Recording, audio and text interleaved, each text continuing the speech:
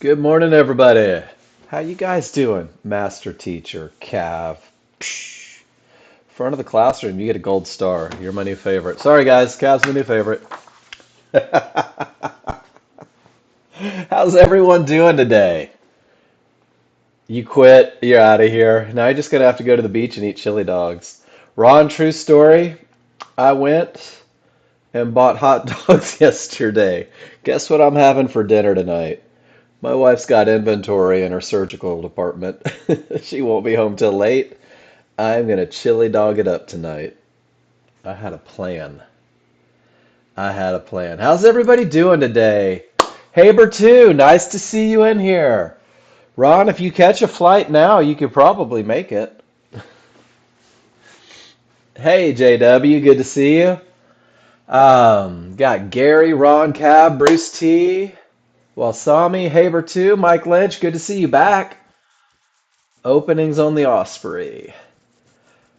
Hope you guys are doing well today. Gino, hope you're doing well. Nice to see you in here again. Miss Debbie, always a pleasure. Guys, I'm wound up. I'm excited today. Last couple classes, in my opinion, have been pretty outstanding. You guys have done a wonderful job of keeping me on my toes and asking those questions that people don't always ask, right? Hey, Mark, what's this? Why is this? How come this is happening? Guys, keep those coming to me. Sometimes I get into this groove where I'm like, this is what I talk about, this is what we're looking at. And when you guys throw something out there, that's what makes this class amazing. I can't stress that enough. Um, we're going to do what we did yesterday. We're going to do it again tomorrow, guys. We're going to do it every day until you guys are comfortable and confident. Um, we're going to start the day, and Cav's absolutely right. Raise your hands. No excuses. We're going to start the day the way you should start every day. Hey, what's up, Dwight? Go check news, guys. Make sure there's not something happening in the world. Today is Thursday, November 30th. Can you guys believe it? Last day of November. You've only got like 23 days to buy me the best gift ever, so hurry up. Haha, just kidding. But don't forget your kiddos. Guys, I check news every day. And I check it not because I care about OPEC meetings, not because I care about core PCE. And guys, there's OPEC meetings all day, and it's high impact. Does anyone have an idea of what that may do to the crude oil market? Now let's think logically, ladies and gentlemen. If there are OPEC meetings all day and crude may react to to a response from somebody, from a proclamation from somebody, even from a side glance observation from somebody. Guys, crude is going to be in a volatile state, most likely all day long. Um, Gary, you're just projecting your wishes. We can see it right here, right? Does anybody not see OPEC meetings all day? So just be aware that you might be in the perfect trade and that thing will change directions fast.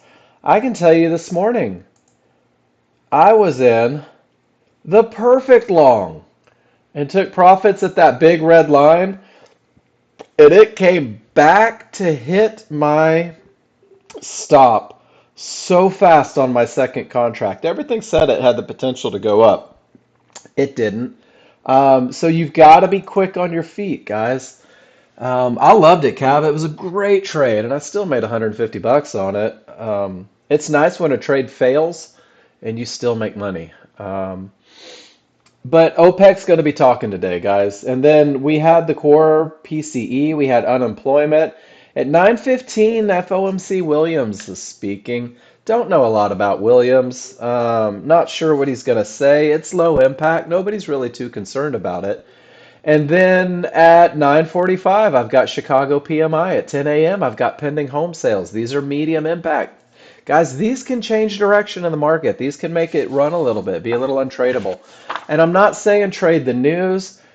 James Bird, price increase, price decrease. I don't care. I'll go long or short, right? Guys, that's the magic of what we do. Let them run prices up. We'll go long. Or let them drop prices. We'll go short. The key is we don't want to be right in front of them when they make that decision. We're going to let them do a little hard work, and then we'll jump in and take ours. So every morning, guys, I go to news. This has become just it's religion for me at this point. It is what I do every morning to make sure that I don't step in front of a freight train of emotion. So write on a piece of paper, guys, 9:45, 10 o'clock, medium impact news. It may shake things up. Today is a great day to protect to protect yourself on crude oil. Take the right trades, guys. Get into the good moves. But maybe don't leave, and this is not trading advice, this is just me saying, be aware that it might reverse quickly and do what you need to do to be okay with it. Everything that I'm talking about today, I mean, everything that I talk about every day, you guys are probably tired of it if you've been with me for a couple months, comes from the education page. Guys, there are no secrets with Nexgen. So, especially for you new guys, kid you not, I'm going to give you everything that you need to be successful today. I'm going to give you everything that you need to be profitable, everything that you need to hit your goals. Hey, Carl. And it all comes from the tutorial section, guys. And we're going to focus on our first hour every day.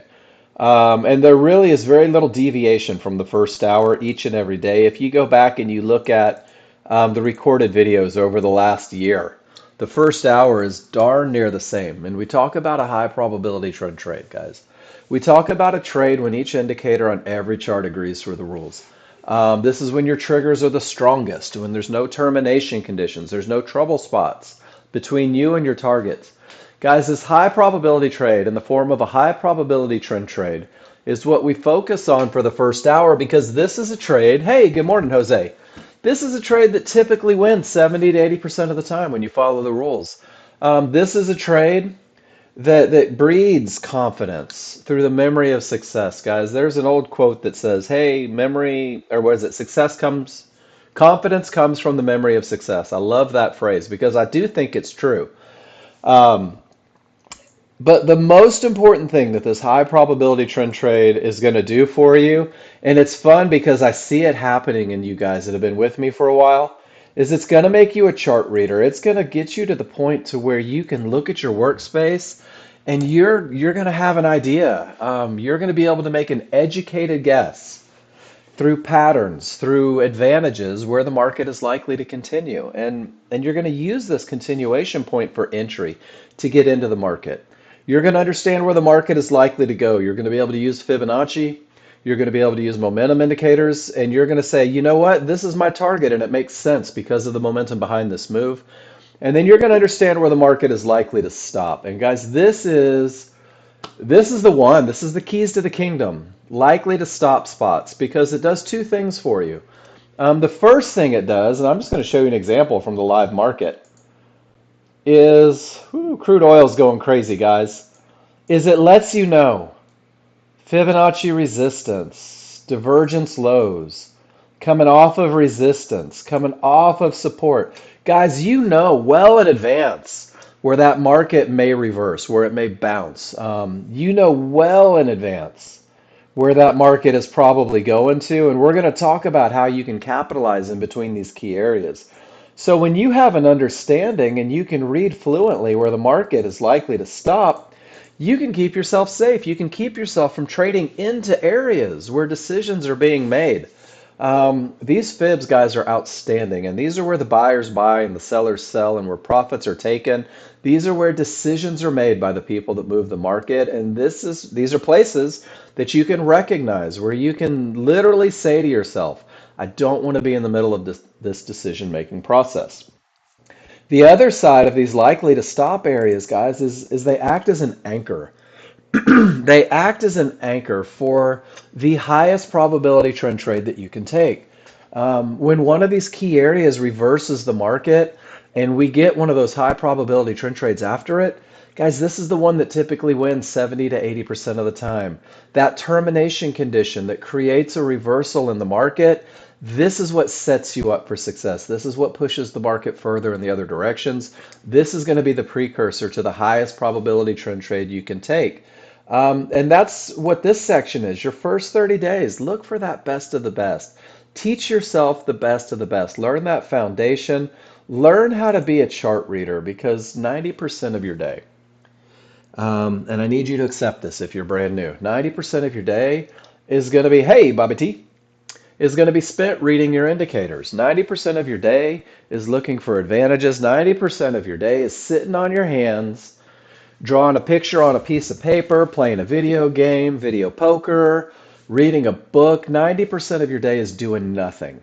And if you get good at that 90%, you're going to capitalize on that 10% because really in the market, it's what you don't do that really yields results. It's what you do when there's nothing to do that gives you the highest opportunity to keep the money that you make when it's time to take a trade. So we're going to focus on this morning a high probability trend trade.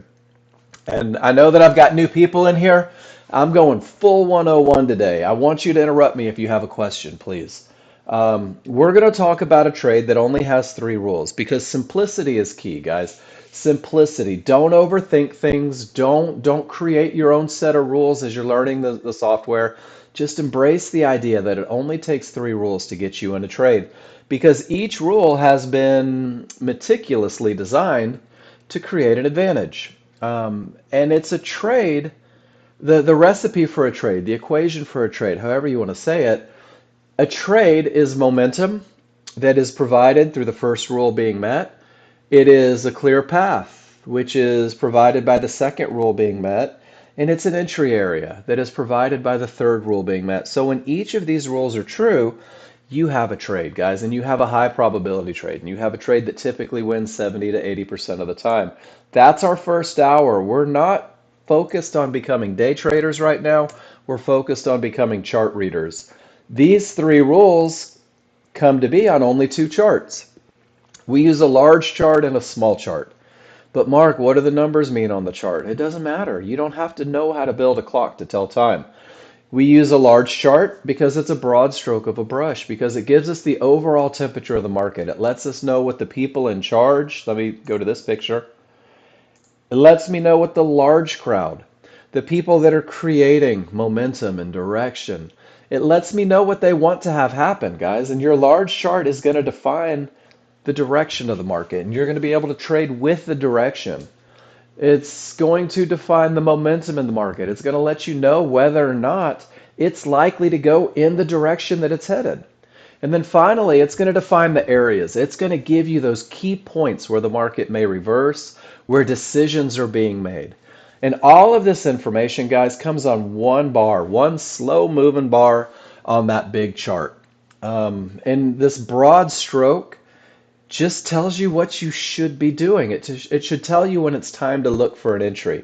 When rule number one is met, you will have the advantage of momentum. When rule number two is met, you will have a clear path. And guys, when I say a clear path, I mean there's nothing between you and your target. It is open field. These first two rules have to be met on the large chart. And when they are, you're going to go to the small chart, guys. And the small chart is what the small crowd wants to have happen. These are the guys that aren't scared to fight trend. These are the guys that have more money than they know what to do with. So they go and they fight momentum and they fight trend. But thank goodness for these guys, because they're going to give us this tiny little pushback. And you're going to see it on that smaller, faster chart. And this is going to allow you to pinpoint exactly where the market is likely to continue. This becomes your entry for the highest probability trend trade. Rule number three is designed to get you in at the point where the market is likely to continue. And it's all dependent on the rules being met on the large chart. So three rules and two charts, guys. Simplicity, simplicity, simplicity.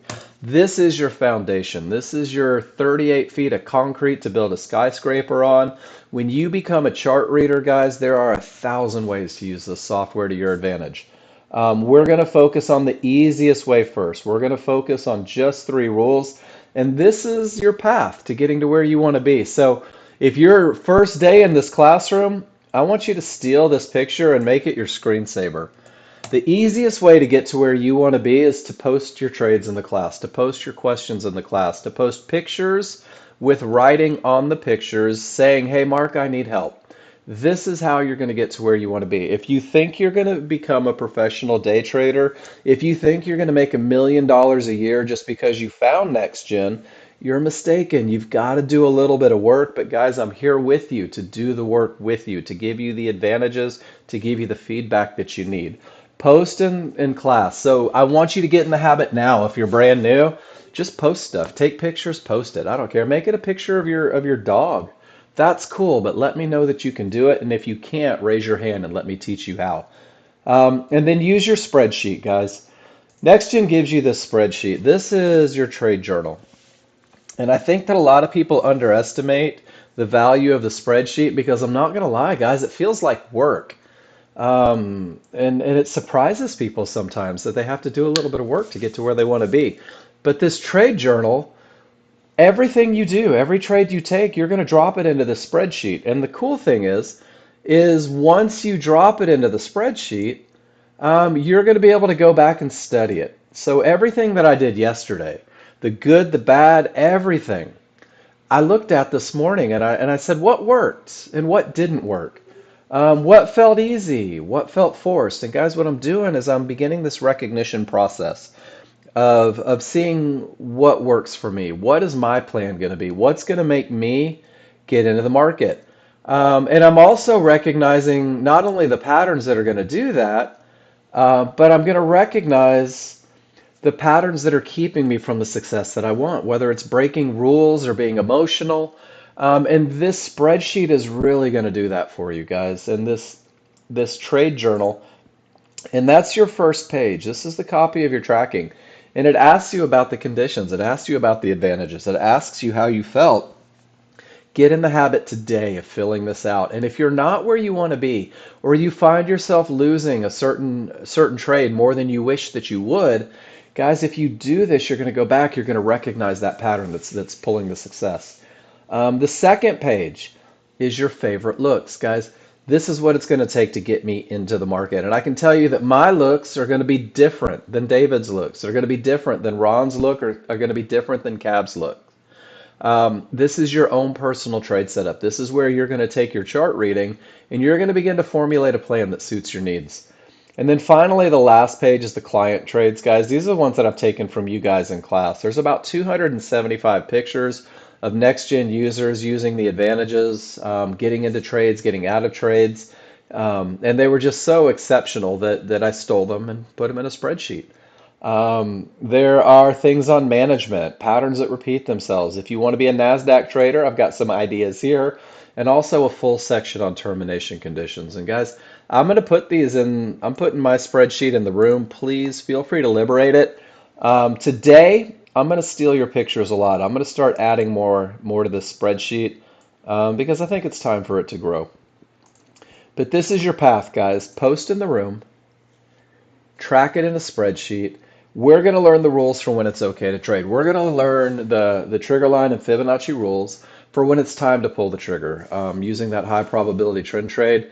Your job is to simulate, to get in there and practice, guys. Don't be afraid to make mistakes. Give yourself a little bit of grace. You are brand new. It's okay to make mistakes. And in fact, mistakes are where the education really hits. And if any of you have ever, I don't know, worked out, tried to get stronger, the body grows under failure, right? The body recognizes and it begins to adapt. And every mistake that you make is an opportunity to become a better trader. Embrace it. We want you practicing the correct rules. I don't want you getting lucky and having this awesome simulator account. I made $1 million on simulator. Guys, you can't buy a simulator mansion or a simulator Ferrari.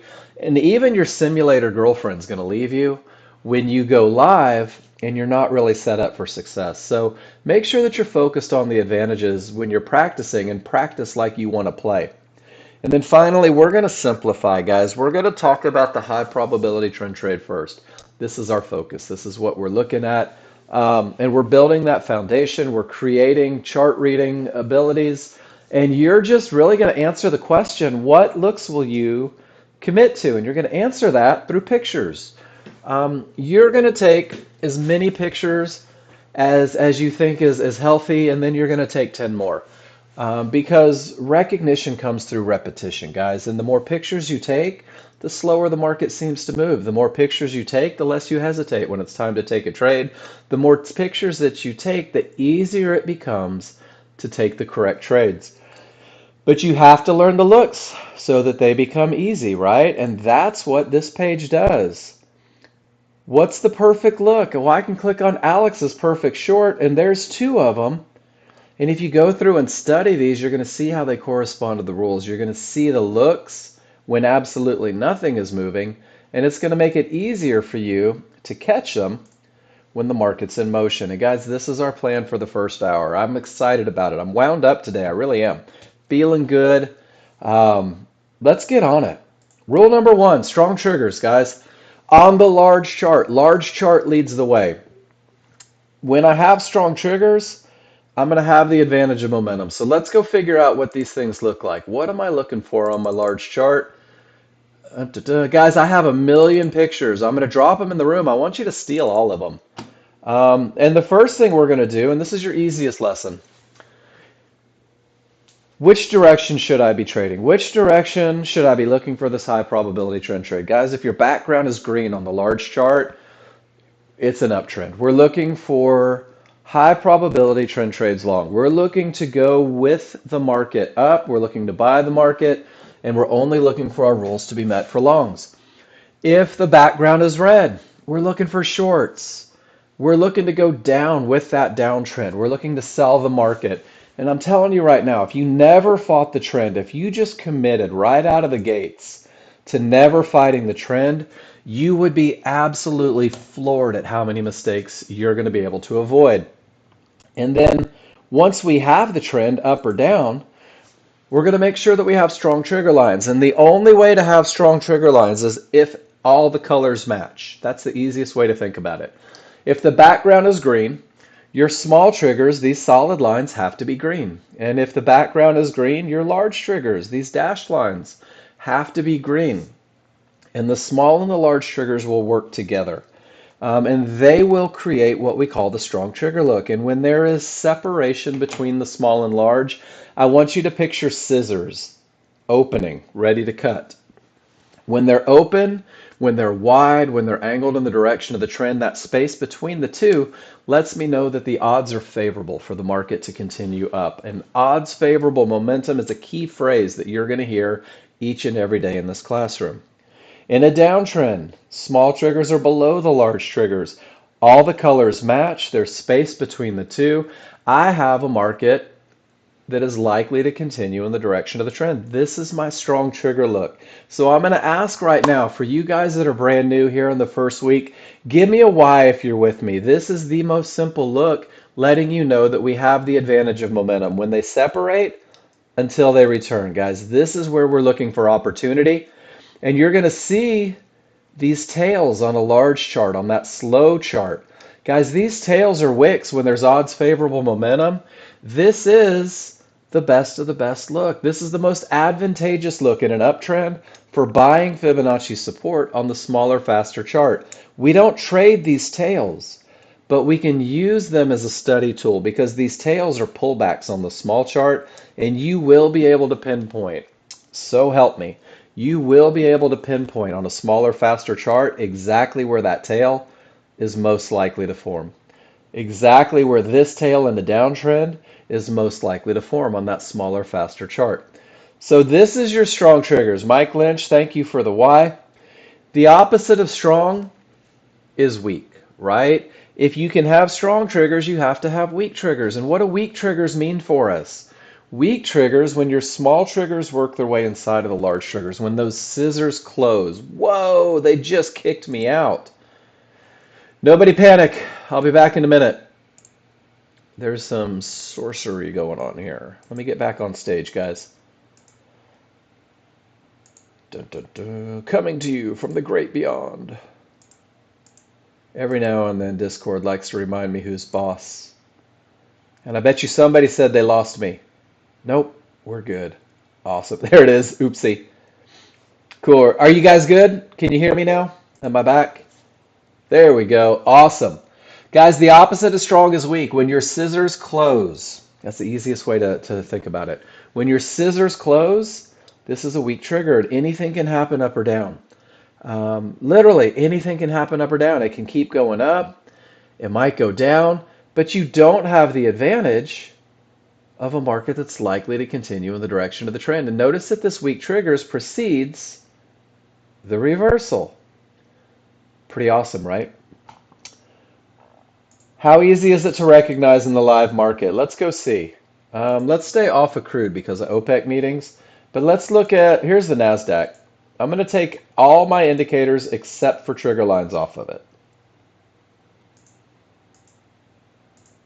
because I want you guys to see nothing more than trigger lines. You can't hear me? How's that, guys? Thank you, everybody. Sorry. Are we better? I apologize. I just like to make sure you guys are paying attention. So let me back it up for a second. Um,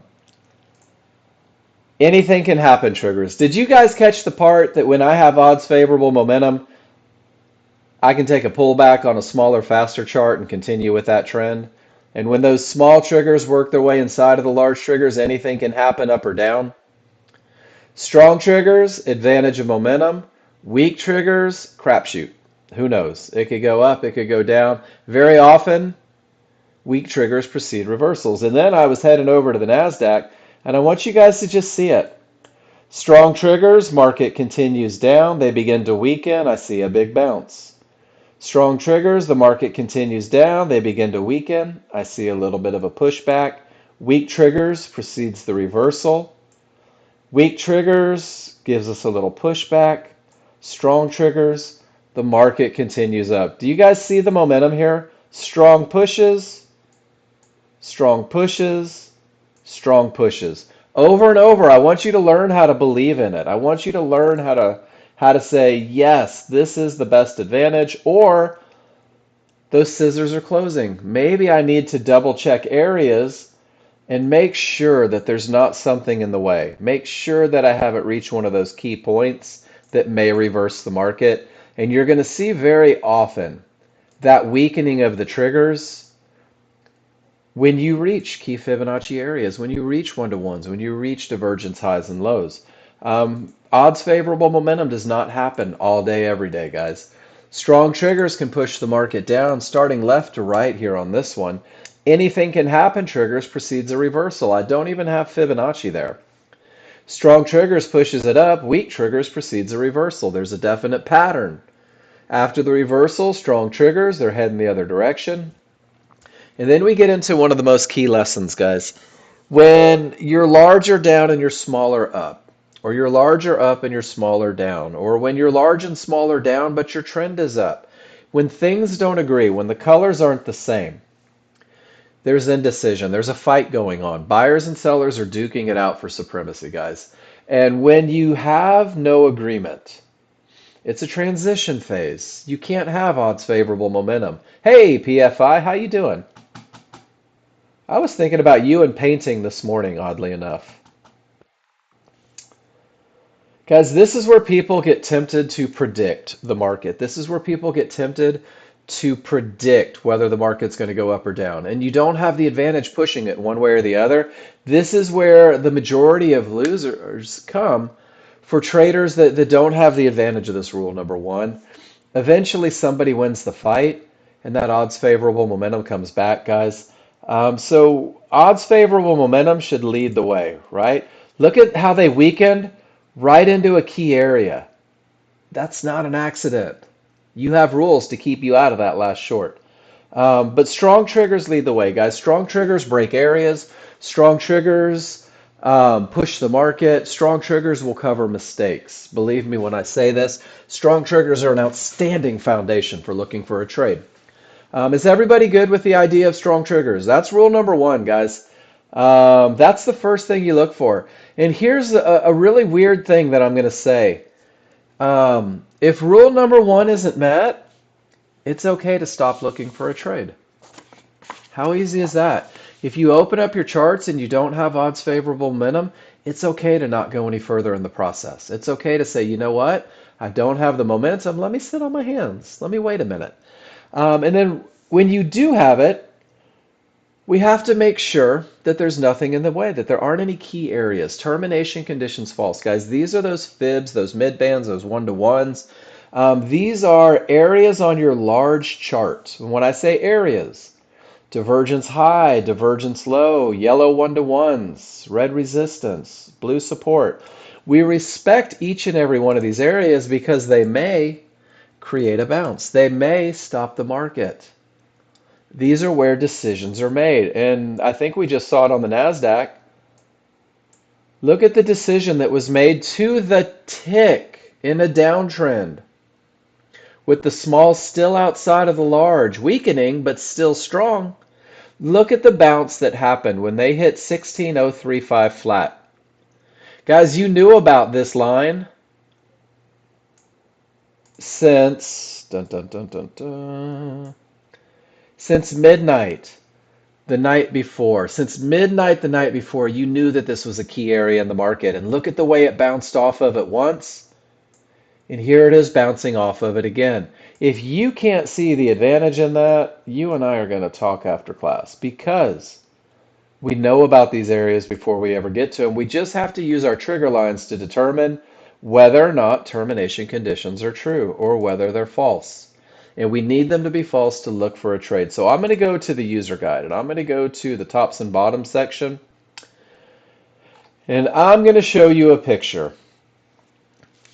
This is how we determine that we've reached an area that may stop the market. This is where we pump the brakes. This is where we pause and wait for that path to get clear once again. When price reaches an area, and it's real important that you understand that it's just when price reaches the area, because these are where decisions are made. These are where maybe the sellers are going to take profits, or maybe the buyer is going to enter a position. But if you look at the bottom right of this picture, price reached Fibonacci support. And when it did, the only thing that I need you to do, Haber, the only thing, Brian 17 or Mike Lynch, I just want you to ask yourself, where are my trigger lines? If the trigger lines remain above the area, this is an area that may stop the market. It may create an untradeable bounce. It might reverse the market completely. You're not sure, but you do know that when price reaches an area and none of the triggers get through it, it may create a scenario that becomes untradeable. Isn't that amazing that the NASDAQ just gave us the lesson live? So you get to the point to where you begin to recognize these areas and you say to yourself, hey, I'm not moving the market, someone else is, and people may be reacting. I'm going to sit on my hands and do nothing. So price reaches an area. Here it reached that divergence low the same way it just did in the NASDAQ. All the trigger lines remained above. It may stop the market. It may create a bounce. Guys, the area may break, but you don't know right off the bat. And I think that it's liberating to accept the fact that you don't move the market, that you can't always be sure what's going to happen. So when you're not sure, you sit on your hands and do nothing. This is what we call a pivot stop out. And a pivot stop out means that this divergence line was reached, maybe exceeded a little bit, and the market goes the other way, and your trigger lines told you that that was likely to happen. Guys, this is powerful. And if this termination condition does reverse the market, and my rules are met for a high probability trend trade after that reversal, guys, that's the highest probability trend trade I can take. That's that 70 to 80% winner. So terminations that create a reversal, that's what I'm going to call a good bottom or a strong bottom, and that sets you up for success. These pivot stop outs, when they happen at fibs, become even more powerful. Price reaches that resistance, that divergence high, that second resistance. I have a pivot stop out at an area, at resistance. None of the triggers broke, which let me know, don't go long into this area, Mark. Don't try it even with those green triggers. Sure enough, it reverses. It gives me odds favorable momentum. And check it out, guys. We hadn't reached fibs yet. There's one of those tails. That's the one that typically wins 70 to 80% of the time. And it's no accident or coincidence that that market not only railed down and broke an area, but you can see the momentum growing as it heads away. It came from a decision area. Is everybody comfortable? If price reaches an area, give me, guys, I ask for whys in the room, not for me. I'm pretty good at termination conditions at this point. I want to make sure you're comfortable. I know that's weird. I'm one of those caring, loving people sometimes. Price is railing to the downside. Odds favorable. Pack of wild horses. Freight train. Whatever you want to call it. And it hits these yellow one-to-ones. And guys, the second it touches those yellow one-to-ones, my brilliant Nexgen users are saying, hey, the triggers are above the area. I'm not going to go short. I'm not going to hope that it breaks. I'm going to sit on my hands and do nothing. This is going to keep you out of so many losers. And look what happens after this one. I'm even going to blow it up a little bit because I want you guys to see fights happen at fibs, guys. Decisions are made at Fibonacci areas. And here there were a lot of sellers that couldn't wait to make the market go up, or buyers that couldn't wait to make the market go up. But all these sellers and all that momentum, they said, we're not done. And the buyer said, we really prefer that the market goes up. Notice that all of the trigger lines remain below this area of resistance. Not going long yet. And then the sellers say, dude, seriously, we got profits to take down there. And the buyers go, yeah, just not interested, brother. And now all the triggers are above resistance and it's beginning to act as support. And the smalls are outside of the large triggers. And guys, there's that tail. There's that potential entry for my next gen users. And this right here, this is the 90%. This is where you can easily take a beating 6, 7, 8 times trying to predict what the market's going to do. This is the 10%, guys. This is the one that typically wins 70 to 80% of the time. This is your highest probability trend trade setup. This is the one that should set the tone as a brand new user. This is the one that creates the foundation, the one that's teaching you to read your charts, the one that's teaching you to recognize momentum and terminations, to respect them and understand that if you sit through the nonsense, the trades are coming. You just have to wait for them. It's like a bus or the next girlfriend. I think those two are on the same, right? So that's the recipe, guys. When am I not trading into an area? Here they are at highs. Price reaches, triggers remain below. It's really that simple. Sit on your hands and do nothing. Wait for your opportunity. And then we'll do it at lows as well, guys. Not the hardware store. Price reaches, triggers remain above. Don't go short. Pretty simple, right? The hard part is just waiting and being patient. So we've talked about when we can't trade into an area, right? So when does it become okay to trade again? Let's talk about the clear path. When is the path clear? When am I looking to pull the trigger? If price reaches resistance and absolutely no trigger lines break through, guys, I'm not touching it. I'm waiting. I'm going to see what happens. Remember, strong triggers break areas, right? If these areas held all the time, the market would look like Pong in between two lines, and that doesn't happen very often. When my small triggers and my large triggers get to the other side of resistance, the area is broken. It now behaves as support. And you can see that when they clear the area with odds favorable momentum, there's one of those tails. And I asked the question on this chart, what if you insisted on a clear path? Ask yourself that. What if you insisted that there was nothing between you and your target? Would it make your trading more profitable? Most people in this room would say yes. And then I'm going to give you your first look at what we call a medium probability scenario. If no triggers through an area says don't touch it, right? Give it a second, let's see what happens. And small and large on the other side say now the path is clear, let's take it to the next area. When are areas likely to break, guys? With odds favorable momentum. With odds favorable momentum, these areas can break. With the strongest, best look pushing that market in the direction of the trend, sometimes these areas break. So when your small triggers break through, nay. When your small triggers smash through with reckless abandon, and those large triggers lag behind and they haven't cleared yet, this momentum, this best look, can break this area. 6980 now has the potential to break because the small triggers are well above it. But because my large triggers remain below, it's not broken yet, guys. This is nothing more than potential. It is not a clear path. And you're going to hear this in class as what we call a 50-50 trade. It means that 50% of your triggers have broken through the area, and it means that 50% of your triggers have not. Which means that it is not a high probability trend trade. It means that it is not a clear path. It just has the potential to break, which means that we forfeited our second advantage. Guys, does that make sense to everybody? Areas break all the time, but they're not broken until small and large get to the other side. You say crude oil's going wild, Joel?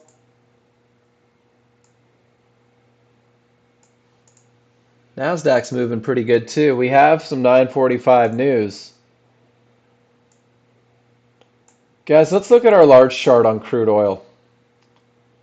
Clear path reverses, support holds, support tries to hold, resistance support.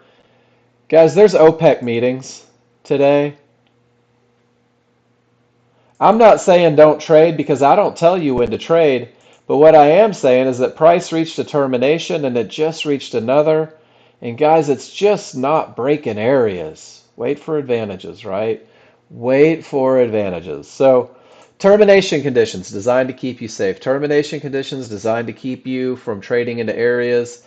Termination conditions are going to give you an awful lot of advantages. If they reverse the market, it creates what we call a strong top or bottom. But guys, it happens on the large chart and it happens with lines. And then there's going to be an opportunity, and you're going to see this sometimes, where the market turns from nowhere. Maybe you have odds favorable momentum and there's nothing in the way and it just goes down. Or maybe you have a clear path to the downside and it just goes up. I'm going to give you one more. Chef, what a silly question. Not really. There are no silly questions. Chef, where am I defining my areas? Let's go back to basics, right? Where do I define my areas? There's only one chart where I'm going to give those lines any weight at all, and it's my large chart. But that was a great segue, right? Chef, how easy is it to get caught up on inconsequential lines from a small chart and miss the perfect trade when the large chart said go? I couldn't care less about lines on a small chart unless I'm looking for entries. But there is a condition on the small chart. Chef, that was an awesome segue, by the way, where I will consider a termination condition to be true. And this is the only time that I'm not using my large chart, guys. And this is when three divergences print on the small chart. And three divergences means three losses of momentum. I'm going to do the divergence picture for my new users. Guys, divergence, when a cyan line prints from a pivot, it means that the buyers stole a little bit of momentum from the sellers. When a magenta line prints from a pivot and up to down, it means that the sellers stole some momentum from the buyers. So price comes all the way down and forms this pivot. Price goes all the way up and forms this pivot. Whoops, I moved my pivot. And then I'm going to change colors real quick. Momentum doesn't follow. And momentum doesn't follow. And guys, don't give divergence any more power than that. Divergence is a loss of momentum. That's all it is. But here's the thing, is then when I get three losses of momentum in the same price range on that smaller, faster chart, it may terminate the trend. So this is the only small chart termination condition, Chef. This is the only time on a small chart I may say, that can be a trend ender. Three from a low, three from a high. It becomes more powerful when those small triggers work their way inside of the large triggers. When we get that anything can happen look.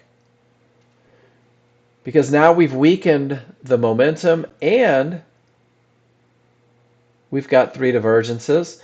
And then more powerful still, guys, head and shoulders. 1, 2, 3 pivots, and the third is higher than the previous. 1, 2, 3 pivots, the third is lower than the previous. Not only did we lose momentum, but price couldn't even match that previous push, guys. You're going to see this look from a low. You're going to see this look from a high. At times on the large chart where you can't really see that change happening. When you're just not sure. Whoops, that was the wrong thing to post in there. I meant to get the whole picture. This is going to help you see change on the large chart. by using that smaller, faster chart. And these are the only termination conditions that I'm giving any credit at all on a smaller, faster chart. The lines on a smaller, faster chart, guys, if everything says down and I'm looking for an entry, I'm thankful to this line for pushing me back, giving me that little shove to my best of the best entry. And then if I'm in that perfect short, I can use 3 divergences to manage out of a trade. So let's go to the S&P and see if we can see what Chef was talking about.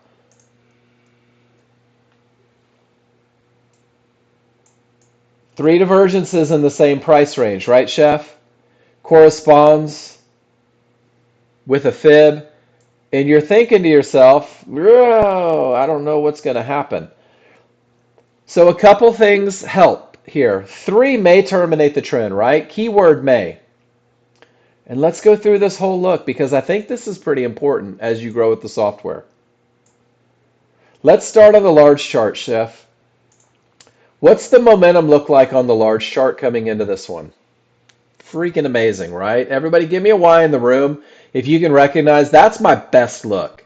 And strong triggers break things. And I get my first divergence, and I've got the strongest triggers that I could ever have. And I get my second divergence, and I've got the strongest triggers that I could ever have. And I get my third divergence, and it's a little bit lower, but it's descending, not ascending, which means that the sellers are very much in control. My small triggers are still outside of the large. The sellers are still very much in control. Every one of my indicators is railing down and it's supported by the best momentum ever. Chef, this is one of those instances where you may want to take a shot. But if you didn't want to take a shot, there it is down there when all of your trigger lines get through and break. And guys, this is one of those things that you're going to have to be a little bit of a chart reader on, right? You're going to have that great foundation. Understanding momentum, understanding divergences. Guys, this is stuff that you're going to be able to process in a matter of seconds as you mature with the software. And I think that that's the key. Chef, you might not be there yet to say that because they're descending, because the triggers are strong, and because the momentum is the absolute strongest, this one's worth a shot. This is a good shot, or this is a good hold. But as the brand new user, you're just saying, that's it, no more. Let me take a moment to ask Mark about this in the classroom. Let me take a moment and let's get a lesson so that I can be a little bit better tomorrow. And Chef, you did it perfectly. You erred on the side of caution. You didn't give up your capital, but you didn't just let it go by and wonder. You put it in the classroom and it turned into this beautiful discussion about how momentum creates opportunity. And then just for grins, where that market turned, 1, 2, 3 divergences, weakened triggers, lower third, and look at how it corresponds with the weak triggers and the reversal. This was a little bit of overrun from a market that was pushing up. This told you that the party was over, which means that when you're setting up down here, those 3 divergences from the top, from a little bit of overrun when the large get back below, creates huge advantages to the downside, Chef. If you're brand new, you're asking yourself, what the hell did he just say? If you've been here for a little bit, you're like, oh, I've seen this pattern 100 times. Guys, look at this weak triggers, but a clear path. 1 divergence, 2 divergences. Do you suppose there may be a third? Without the strength in the triggers, is it safe to assume that it may push up a little further? With 2 divergences already printed, is it safe to assume that things are weakening? I think you can assume that it's weakening because visually you see the weakness. You don't want to assume a reversal, but you know that things are changing, right? The momentum is waning. I need a minute to see what's going to happen, and it's okay to sit on your hands and do nothing while you try and figure out whether or not you have enough advantages to take a trade. Chef, that was a great question and an awesome lesson on using those divergences. And it's really, guys, it stems back to that key word that I like to use a lot. It may. It may stop the market. It may not. Everything that we do revolves around advantages. And if I have a termination condition, it may stop the market. And if it stops the market or doesn't stop the market, it doesn't change the fact that I gave away the advantage of a clear path, which doesn't change the fact that I'm no longer in a high probability scenario. And this is what the high probability trade is designed for, to get you to recognize these so that you can weigh out whether or not it's appropriate to take that next trade. So, guys, is everybody comfortable on termination conditions, at least from a basic standpoint? If price reaches an area, and none of the trigger lines break, we're going to sit on our hands and wait. Going to give it just a minute. But if I have this much momentum, I may take an opportunity to get down to that next key area. And guys, this is what we're doing in the first. We're only learning to recognize the advantages so that we know what we're up against. Once I have odds favorable momentum and once I have no termination conditions, guys, I'm going to go to that smaller, faster chart. I'm going to go and I'm going to refine that broad stroke of a brush. And this is really pretty cool, the two chart process, because one bar on the large chart, one bar that dictates momentum, direction, areas, on this smaller, faster chart may be 15 to 30 bars. It may be 20 bars. It may be 8 bars. But what it does is it shows you the movement within the bar. We're going to use the movement within the bar to enter the market. And rule number 3 says that we're going to use a limit order, meaning that you're literally going to wait for the market to come to you. And you're going to use a limit order to buy or sell, depending on whether you're going long or short, an area. And Chef, these are where the lines on the small chart have an importance. When I say area on a small chart, I mean a fib, I mean mid bands, or I mean yellow one-to-ones, guys. And these are going to be the areas on the small chart where we are going to enter the highest probability trend trade.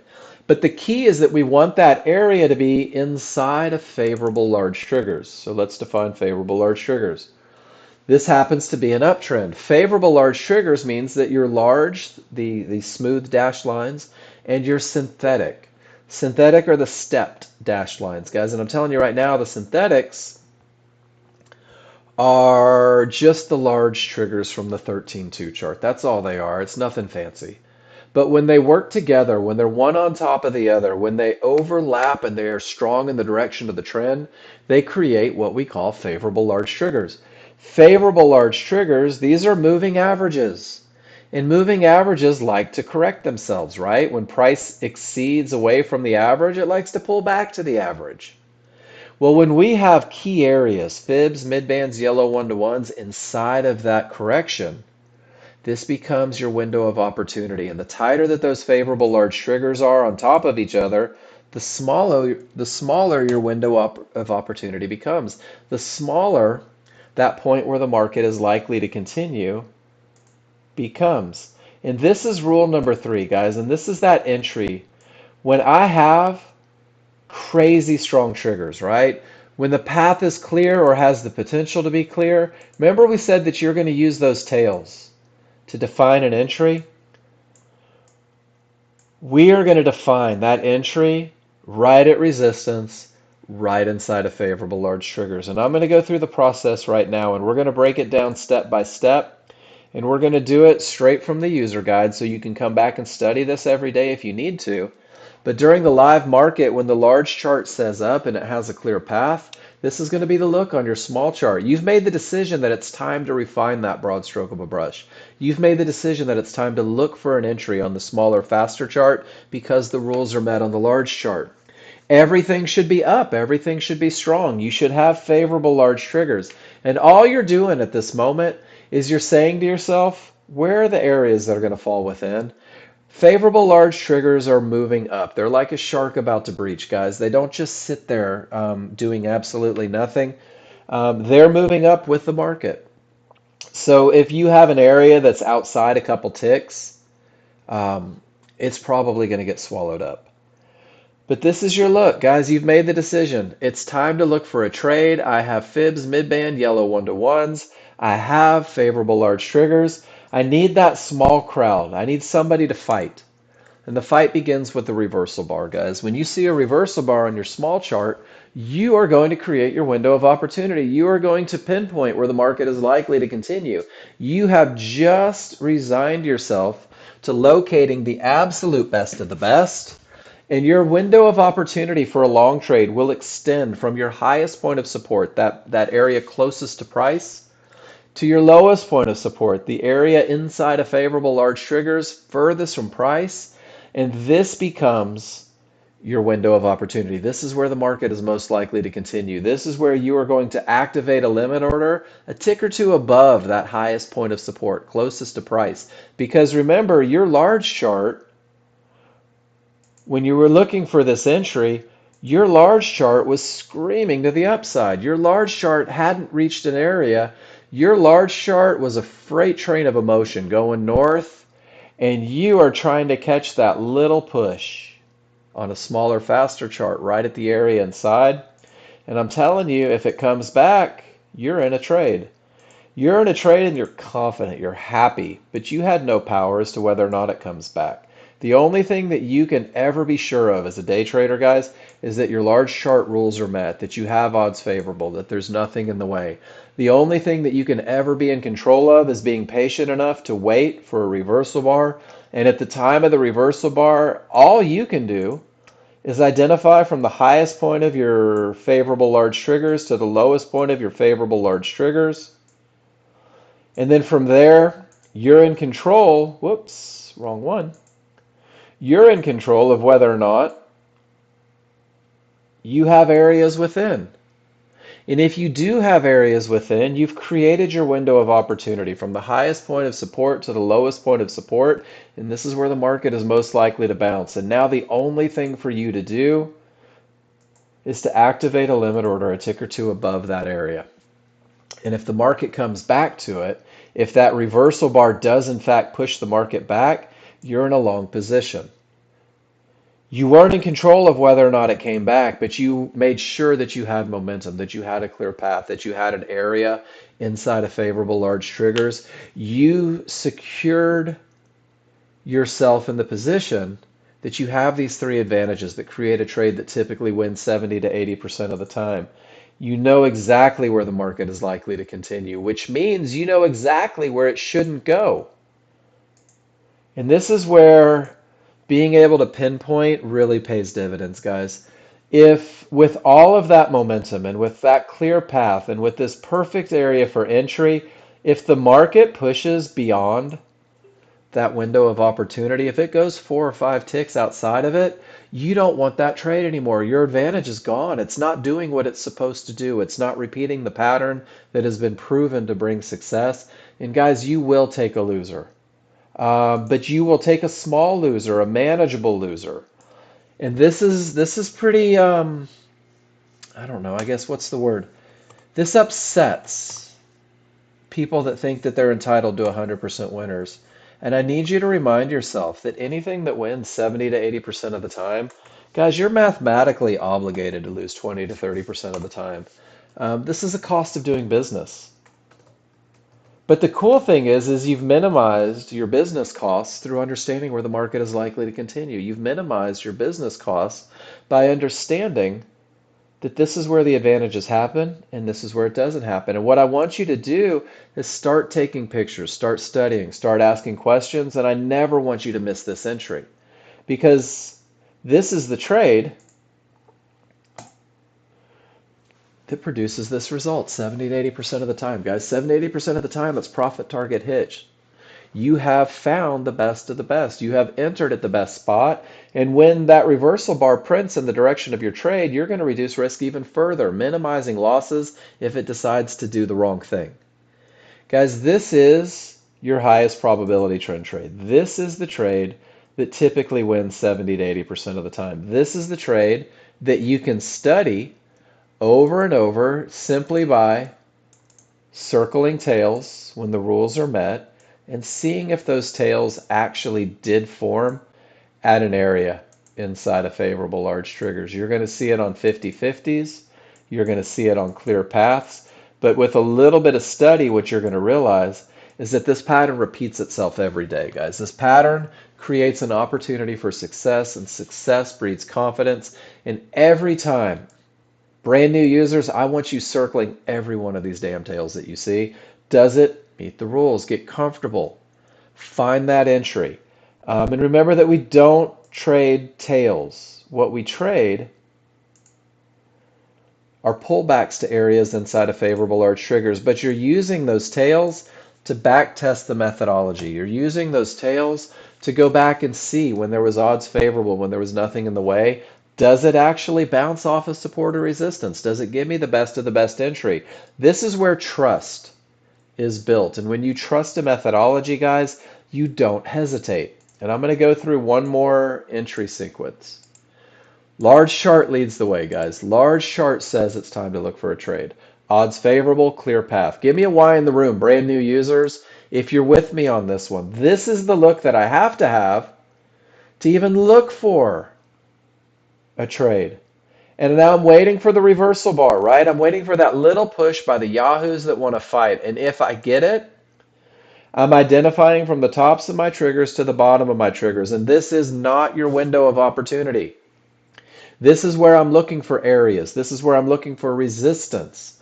I'm looking for red Fibonacci resistance. I'm looking for magenta midband. I'm looking for yellow one-to-ones. And it's those areas inside of triggers that create my window of opportunity. That's step 3. Create it from the lowest point of resistance, closest to price, to the highest point of resistance, furthest from price, inside of favorable large triggers. Guys, this is where the market is most likely to continue. You've just identified it. Now you need to commit to it, and you commit to it by activating a limit order a tick or two below that lowest point of resistance, saying, come get me, market. I have every advantage that I need. I want to be in this trade, but I'm not going to jump in. I'm going to let you repeat that pattern that's repeated itself 1,000 times. And if it comes back, congratulations, you're in a short order. You're in a short position. You've sold the market.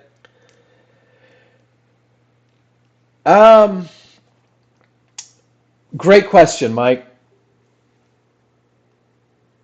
So things that I look at when I have the perfect setup over here, when everything says go, Mike, chances are you're going to have strong triggers on the small chart.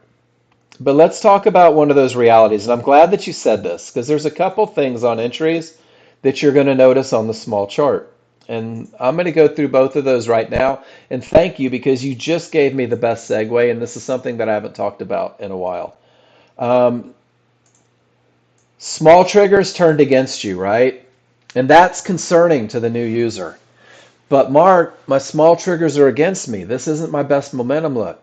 Mike, remember that everything that happens in this one bar, so the top of your bar here is the reversal bar. The bottom of the bar here, that's your entry. That's the bottom of the move. So all of this happens in this one bar. In order for this smaller, faster chart to get to your perfect entry, 99 out of 100 times, Mike, your small triggers are going to turn against you. Does that make sense? It's okay because look at the momentum on the large chart. It's outstanding, isn't it? And the large chart leads the way. So I think that was the perfect question. The other thing that I want to throw out there, and this is pretty common for new users, is they're going to see that magenta line up there and they're going to say, but Mark, I've only got 8 ticks to get there. That's not enough room. I'm not willing to risk 8 tick, $150 to make 80. That's ridiculous. And this is where I remind new users that we're not trading from the top of the bar. We're trading a retracement back to the area inside of favorable large triggers. And your 86 entry here is actually about 22 ticks to get to that target. And notice that the large chart doesn't really blink when the small chart's getting you into the market. Great questions, Mike. These almost always have to turn against you to get you back to the best of the best. And when does it become disadvantageous? Maybe on a couple divergences, right? Where we start seeing multiple divergences.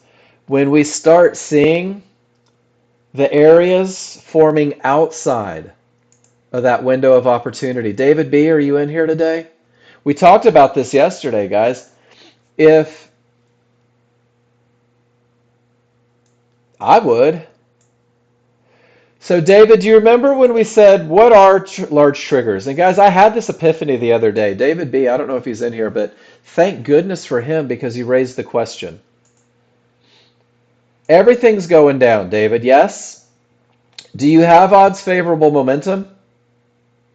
No. Smalls are inside of the large, aren't they? And that's okay. That's not always a trade killer, but there's no odds favorable momentum. So that's your first advantage gone. But if we're expecting price to correct to that moving average, and did you catch that lesson, everybody? Um, your triggers are nothing more than moving averages, and we're looking for a correction, for price to correct back to the average. Give me a Y if that makes sense. I'm not a math guy, but this made a lot of sense to me. Um, Price is correcting to the average, right? So where do I want price to correct, David? Where'd my picture go? I want price to correct to the moving average. And if it does that, that's awesome. But these are my moving averages right here, and that's where that moving average stops. If my window or if my area is beyond that moving average, hasn't it overcorrected? Does that make sense? If this is beyond where I need it to bounce from, guys, that's not a good look, especially without momentum.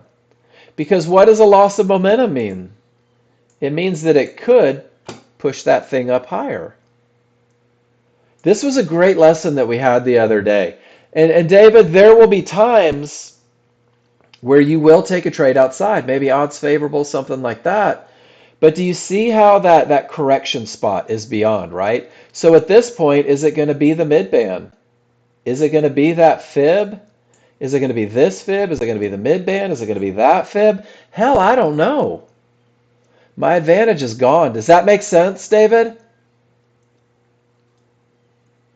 Another great lesson coming from great questions, guys. Thank you so much for this. And you'll see that happen a lot, and we saw it happen. And then, David, what's the other side of that? If my area, whoops, wrong one. If my area is a couple ticks above, where am I expecting the correction to?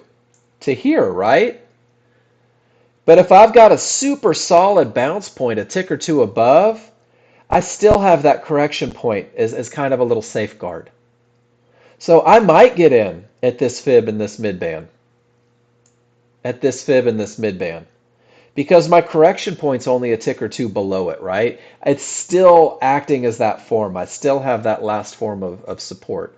Does that make sense, everybody? And I'm telling you right now, I've been teaching this class for 3 years, and I only recently put the correlation together on the moving average. So thank you, you guys that are making me a little smarter here. And I wish David B was in here. I want to high five him because he created an amazing lesson there. The idea, guys, is that we can find the best of the best, that we can put ourselves in a position to have the advantage of momentum, right?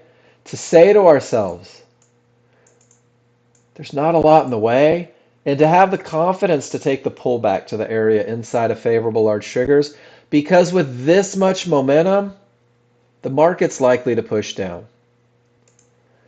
Go back and study it. When the triggers smash through an area, NASDAQ's putting on a clinic of a market that doesn't want to do everything it's supposed to. It starts getting ugly, but if you took one of them, 3 divergences said don't hold, right? Pretty cool how that works.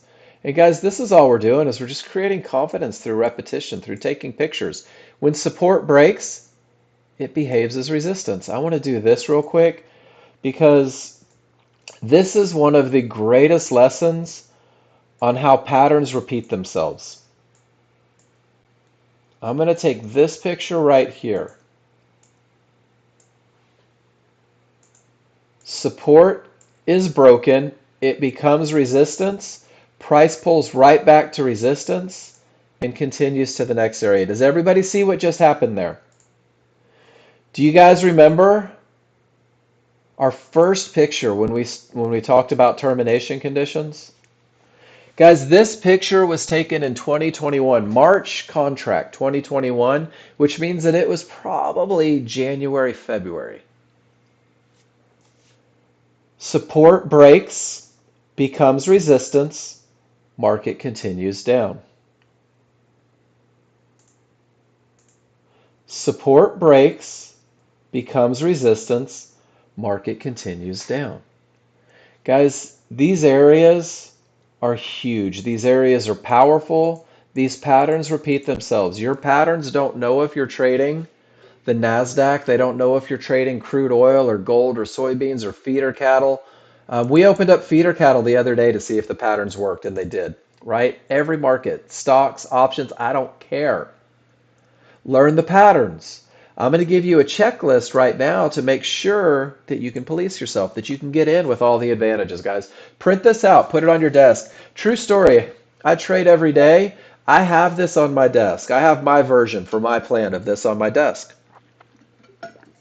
As you're learning to read your indicators, guys, I've never had anybody use this checklist and not do better than 70% ever in the history of the checklist. Confidence comes from the memory of success. This reminds you of what you're looking for. This is the same thing that you should write on your chart as you try to become a rules-based trader. I'm going to give you the same one with pictures. This is your termination that creates a full reversal, guys. This is your good top or bottom. If you don't have it, you have to use those three divergences. This is your odds favorable. This is your anything can happen. Study this before the day gets going. This is no trade, possible trade. Giddy up, the area is broken. And here's your window of opportunity, guys. This is probably the key. Pulling back to the areas inside. James Bird, you know when the best time to trade is? All right, I'm gonna give it to you. The best time to trade, James, is when your rules are met. Um, Everybody has different time constraints, right? So James, I watch the market from about 6 a.m. Central, 5:30 a.m. Central until I start teaching you wonderful people. And then I don't trade for 3 hours because I'm focused on you. And then I typically let lunch in Chicago sort itself out. And at about 12:30 Central, I'll begin to trade again. And I don't mind taking trades all the way up to 3 o'clock. So for me, the best time to trade is when I'm not teaching the classroom. But I'm focusing on my rules being met, no matter what those rules may be. And Alan just put in yesterday's afternoon trades to give you an example that there are opportunities outside. There's a lot of movement right after the open. There is a lot of movement really in the afternoons. The markets move well in the afternoons. Um, but the key, and for those of you with time constraints, because I spent a lot of time teaching this class from 9 a.m. to noon, and I always felt like I was missing out. I always felt like I was missing out on a lot of money. And what I found is when I wasn't as disciplined as I am right now, is I would begin chasing trades and fabricating trades. I'd say, well, I can't trade during the best time. I better make something happen if I'm going to make money, right? And I begin to deviate. So, James, any time is a great time. Just make sure that your rules are met. That's the best time to take a trade. But they move all day long. They really do. And if they're not moving, it just means that your money's not out there to be made just yet. Um, so, guys, use the checklist. Get in at the right spot. Study the looks every morning. Make sure that you understand what you're looking for. And then these checklists are designed, guys, not only to police yourself, but to also give you something to write on the chart. So when you post in the room, tell me why you did what you did. Hopefully it's odds favorable, no terms, pull back to an area inside of favorable large triggers. But if it's not, tell me what you saw because you may be onto something brilliant. And people in this room create plans from their chart reading all the time. And I don't ever judge you on the trade that you take, but I always go back to advantages. So tell me what you're seeing. There are no wrong answers, and if you're not seeing something correctly, let me help you with your focus. Show me where you enter, because great entries create manageable trades. And if there's something that we can do, something we can work together on to get you a better entry, let's do it, right? Let's get you in. Maybe it's a little bit of patience. Maybe it's being a little more assertive. And then tell me where you got out. And this is the second half of what we do, guys. Great entries are the first part. Great entries create manageable trades. Great entries have you managing your risk before you ever manage profits. But every great entry creates a manageable scenario, guys, and eventually you're going to hold to those next areas. Eventually, you're going to get the most out of the trades, but you need to be a chart reader and understand areas likely to stop the market, areas where the market is likely to go, because you're nailing where the market is likely to continue. So every time you post in the room, and this is my segue because the second hour is looking at what you guys do, make sure that you're giving me the best information to give you the best feedback. And then finally, my favorite phrase that's ever been spoken to me by a trader is that if you don't have a plan written down, you don't have a plan. If you don't have something concrete that defines your entry, that defines your exit, guys, you're relying on hope and fear and wishing to do what a pragmatic approach should be doing. And my father-in-law, in all of his brilliance, and I like saying this one, and cover your ears if you're easily offended, he used to tell me, "Hey, Mark," well, he said it a little more country, "Hey, Mark, you know, you can shit in one hand and wish in the other. Tell me which one fills up first." Because he was kind of eloquent like that. But it's true, guys. Only one of them's going to fill up first. And hoping and wishing and wanting, the market doesn't care about your hopes and wishes, guys. But I'll tell you what, it repeats patterns. And we can kind of take care of it. Salty Boomer, I swear that was him, and that was his voice too. And your chart reading is going to keep you from wishing. Your rules are going to keep you from wishing and wanting. You're simply going to have two choices in life, guys. Either your rules are met or they are not, because your rules will have created statistical advantage. They will have defined an advantage each and every time you pull the trigger. So this is a stepping stone in your learning journey, guys. I'm giving you a plan as a brand new user, and I've had people get funded in these prop accounts sticking to this plan. I've had people do 80, 90% winners just with this plan. So if you're not hitting the mark yet, maybe take a deep breath and backstep. But this is a stepping stone in your learning journey, and it's designed to optimize your chances of success with that high probability trend trade and also that 50-50 trade, that medium probability trade where the area hasn't quite broken. But through simulation, study, class feedback, and continuous practice, you will be empowered to craft a plan tailored to your own personal goals, guys. And it's going to be based on your ability to read charts. And everything begins with not fighting the large chart direction or the triggers ever. This will eliminate 60 to 70% of the typical mistakes that new users make. And if you just promise yourself, I'm not going to fight triggers and I'm not going to fight direction, you're going to find yourself in a better position every time. You're going to take 20 days to define your entry, to be able to get in at the right spot. Because once you do, great entries create manageable trades. So in this plan, I've given you the most methodical, straightforward approach to management. It's nothing but if then, and it's simple, and it's focused, and it's all about getting in at the right spot. So it's important that you don't put the cart before the horse. Get in at the right spot. Get in at the area inside of favorable large triggers. You know where the market shouldn't go outside of your window of opportunity. So you have defined risk, you have defined your entry, and guys, at this point, there's nothing to do. You're either going to get stopped out, and that's a normal part of a positive equity curve. If you look at any day where I've met or exceeded my goals, there are losers. I may make $1,000 today, but I might lose 500 getting there. That's okay because we want to win more than we lose. We want to win bigger than we lose. So I either get stopped out, totally cool, I don't worry about it, or the market says, "Hey, Mark, with all those advantages, let's start heading that direction." And I get the reversal bar. And the reversal bar tells me that it's starting to do what it's supposed to do. So I'm going to reduce my risk. Couple ticks above that reversal bar. If it's a long trade, couple ticks below that reversal bar. And now, once again, there's nothing for me to do, guys. The only thing I'm in control of is whether or not my rules are met, whether or not my management plan is doing what it's supposed to do. So I'm either going to get stopped out for a small loser, or it's going to hit my first target. And this first target sucks. It's only $100. What can you do with $100, right? That's what people think. Guys, $100 is pretty cool. Do you know if you hit only $100 three times a day, that's $6,000 a month? Oh, suddenly 100 is not so bad. But this $100 is designed to create confidence, guys. This makes you feel good about the trade that you took. This makes you feel good about the momentum and the clear path that got you in. You're getting paid and you're seeing results for your efforts instantly, almost instantly, sometimes on the reversal bar. And it creates confidence through the memory of success. And you're going to move your stop to break even because now not only did you win? Do you have no risk?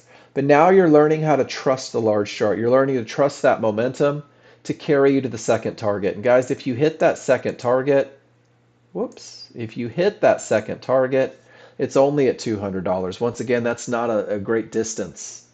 But that's a $300 trade. And guys, that's a $300 trade. Where are my advantages? That's a $300 trade that typically happens in a few seconds, that has the advantage of momentum, that has that clear path, that has that entry area. You manage your risk before you ever manage your profits, and you manage your profits aggressively to make sure that you're creating confidence. Guys, this is your first 30 days with Nexgen. You are focused on getting in at the right spot, getting out quick, building that trust in the methodology, and then every time you post in the room, we're going to start talking about when it's okay to hold for bigger moves. When the large chart has a clear path, when the large chart has odds favorable momentum, that $300 trade starts turning into a $500 trade or a $700 trade, right? And instead of getting out quick, you're going to begin to trust. And you'll begin to use those Fibonacci areas and those strong triggers to get more and more out of these trades. And guys, this is my first hour. I ran it a little long today because I wanted to make sure that you guys were comfortable with the concepts. I know I've got new people in the room. And then on that same token, I want to share this picture with you, especially if you're feeling a little overwhelmed, because I know that it is overwhelming on the first couple days. And this is where I show this picture.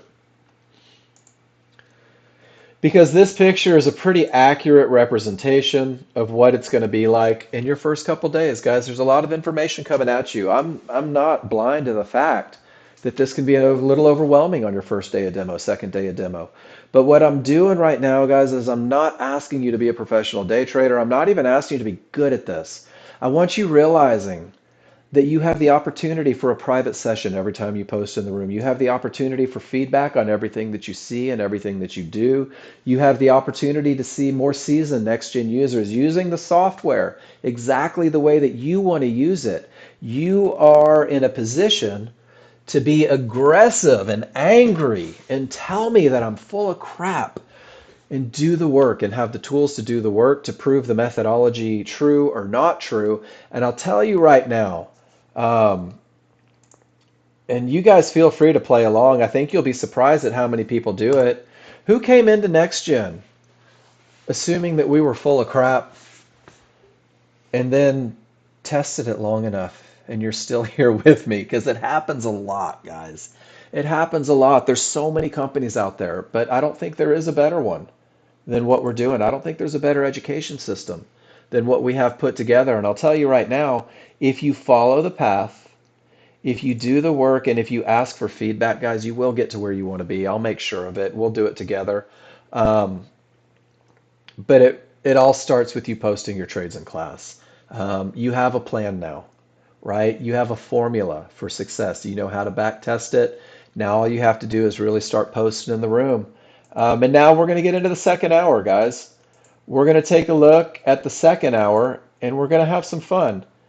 Look at that termination condition that bounced it up. Oh no, right into another termination condition that pushed it right back to a termination condition.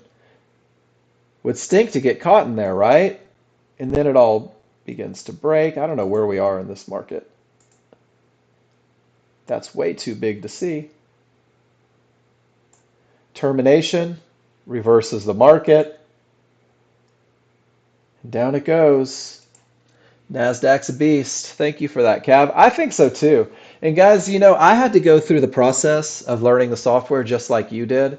Um, and when I did, this is how we'll finish the first hour. Just a story time for you guys that don't actually know how I came to do this. Um, I was in the restaurant industry. I was in the service industry, guys. I was a general manager for a restaurant for a very successful Tex-Mex chain here in Texas. I donated 20 years of my life to these guys. They put me through college. Um, and I loved what I did and I was good at it. And then I had my second spine fusion. And my surgeon told me, "You're done. No more. You got to stay off your feet. You can't do this. You won't walk when you're 60." So I had to do something. And this was right when COVID hit, and I had a really big surgery. And my brother said, "All right, it's time. It's time to learn the software." So I started learning the software. And he told me, and I'm embarrassed to share this, but it's true. He told me, "I need you to write out a set of rules and then go take pictures of them. And just know what you're looking for." And I didn't because my last name's Novak and I felt entitled to win. And he said, "I want you to start putting those pictures in the spreadsheet so that they become easy for you." And I didn't because my last name's Novak and I felt entitled to win. And he said, "But the most important thing, Mark, is I want you to post your trades in class." And this is when John Novak was teaching the room. And I was terrified to put myself out there because my last name is Novak. And what if I'm wrong, right? So I ignored all of it, every bit of it. And about 30 days later, I assumed I was brilliant. I felt entitled to win, and I was separated from about 5 grand in about 2 hours. It was almost instant because I didn't have a plan. I didn't know what I was looking for. I hadn't gone through it. And guys, I'm telling you, I made so many mistakes, and I almost quit.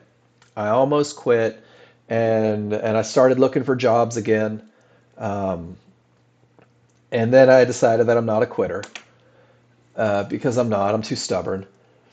And I started following the path. And I'm going to tell you guys right now, I filled up this page, this tracking page, not just once. At the time, it went down to 279. I still remember the number clearly. Guys, I filled up 4 of them before I went live again. I filled up all of these 5 times over. I posted every trade in the room for review.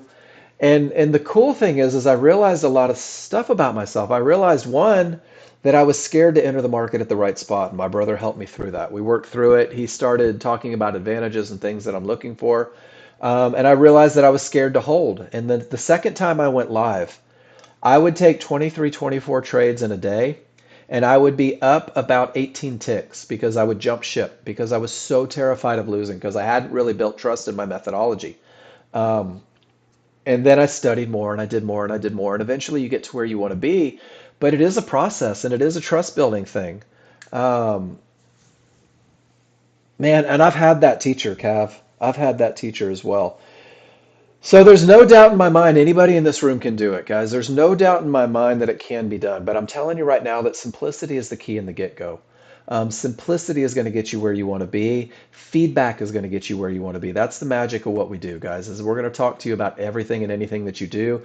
And your demo, Haber, Mike Lynch, guys, this isn't to make you the perfect trader inside of 10 days. This is to let you know the commitment. This is to let you know the education process, and this lets you know that you're stuck with us forever because we love what we do and we want your success. So on that note, on that gushy note, I'm going to leave you guys for just a second. I'm going to go take a break and a deep breath. David, I'm 3 years in and I'm still learning, and I love it. I love everything about it. I'm going to take 5 minutes, guys. Do me a favor. Go stretch your legs. Breathe through your eyelids for a second. It's hard to stare at a screen for 5 hours straight. When I come back, we're going to start looking at all these amazing pictures that people have posted. We're going to look at the live market to see what it's telling us over and over, and it just becomes a private session. So if you posted a picture in the room, guys, I'm going to grade it. I'm not even going to grade it, but I'm going to look at it and I'm going to refer back to whether or not advantages were there. And D-Rock, you may not have been here today, but dude, there are high impact OPEC meetings all day long. Um, I don't tell people when to trade, what to trade, why to trade, who to trade, how to trade. But I can tell you that when OPEC is having meetings all day long, you are at the mercy of OPEC. And if they say something that pisses off a big investor, it's gonna jack up your day, or it's gonna make it run in the direction. Yeah, I personally in my own life am not trading crude oil today. I took one trade this morning and it reversed so fast, aggressive, like news had just been released, that I chose not to trade it anymore. So guys, you can stare at my S&P chart for a minute. There's an area with the potential to break, but two divergences said, oh, maybe not. Um, when I come back, we're going to start looking at your pictures, guys. Back in a few.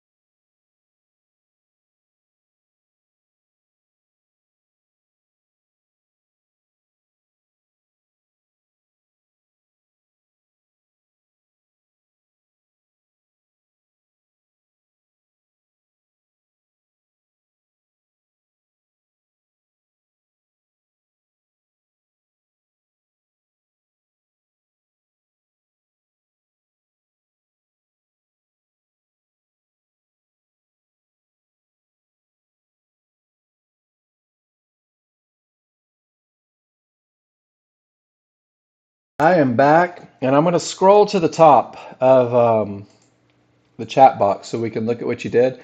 But I want you guys to see something because some people are like, oh, he's just trying to keep me out of trades with this plan, right? I'm going to open up the KISS plan, and I'm going to look at just what happened on the S&P here. Let me make this a little smaller. And what I'm going to do is I'm going to take a picture of my plan. I'm going to use Snagit. Guys, if you have Snagit, this is awesome. If you don't have Snagit, I think it's worth the $63 investment because one of the things that you can do is you can take a picture of your trade, your potential trade, and you can drop your checklist right on it, right? So I'm going to take a look, and I want you guys to see how this works out. And we're looking right here, right on this 50-50 scenario. Do I have odds favorable momentum on the 13.2? Absolutely, I do. On my smalls outside of the large on the 5-1, absolutely they are. Guys, we're coming into this trade and we're starting to think, we're telling ourselves, man, look at these advantages coming through. And then if I go down my checklist from the KISS plan, from the Keep It Simple plan, from the hey, here's your best chance of success plan, no divergence on the 5-1 is the next one.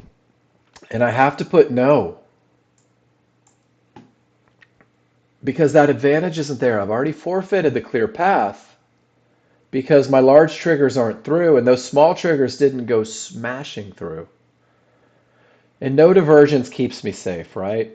And then it says from a good top or bottom on the 13.2, I would say, yeah, that's a good one, but I still have that divergence. And you'll notice that it even reminds me, divergence, no trade. And guys, I'm telling you right now, some of you would be willing to take this, right? And you know where your trouble spot is. If you're brand new, divergence says don't do it. You don't have the skill set to manage this quickly, probably. As you grow with the software, because of the good bottom, you may take this one. You may take profits right here below that fib and get to break even as quick as possible. But this is a great example of how that KISS plan is designed to keep you on the right side of things, how it's designed to optimize your chances of success, and how, honestly, it can keep you safe or as safe as you can be by making sure that you stick to the patterns that have been proven to bring the highest level of success, especially as you begin to develop a recognition of the software. So I saw that. I just wanted to point that out. But I'm going to go up to the top, guys, and I'm going to click on some of the charts that have been posted. And we're just going to start talking about them from an advantage standpoint. Remember that it's not about whether or not it's a high probability trend trade. Everything is an educational opportunity, and we're going to talk about advantages and disadvantages. And if there's an opportunity to do it better, I'm going to share my 2 cents on it. And if you just did it the best, I'm just going to hoorah, right?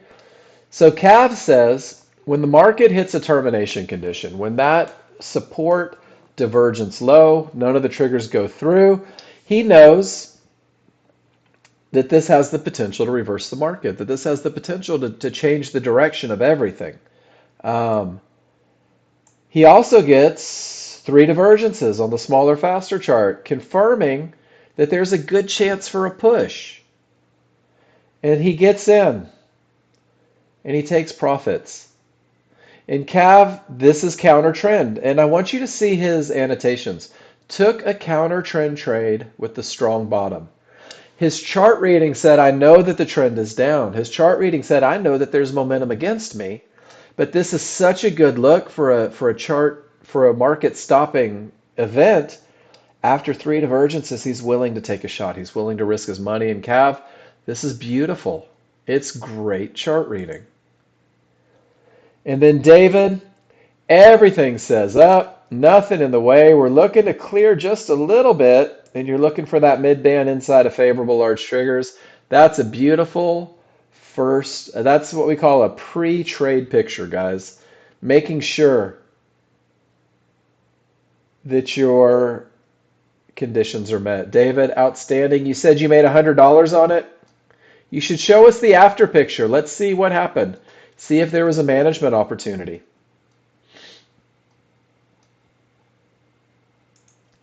And then Cav.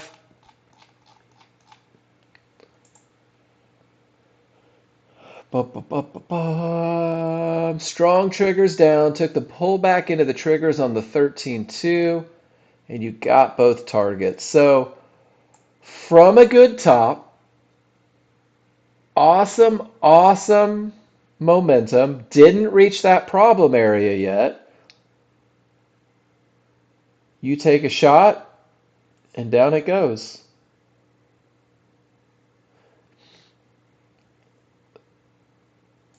Where did you get in, though? You got in at 43. So you got in up here, off of the good top when this rolled, because your synthetics were still up. But termination, even with those strong triggers, and it looks like you let it roll on the smaller, faster chart and take advantage of such a good top coming from a bad bottom. Nice trade, Cav. You're really finding your groove, man. It's fun to watch. It really is. It's a lot of fun to watch.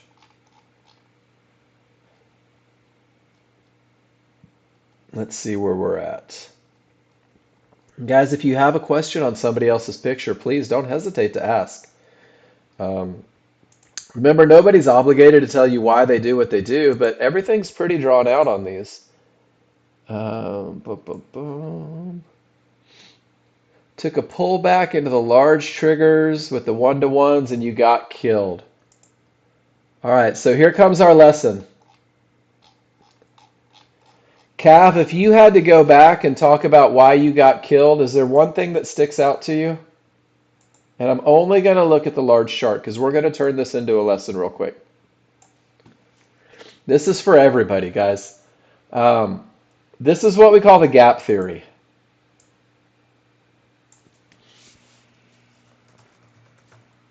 The gap theory says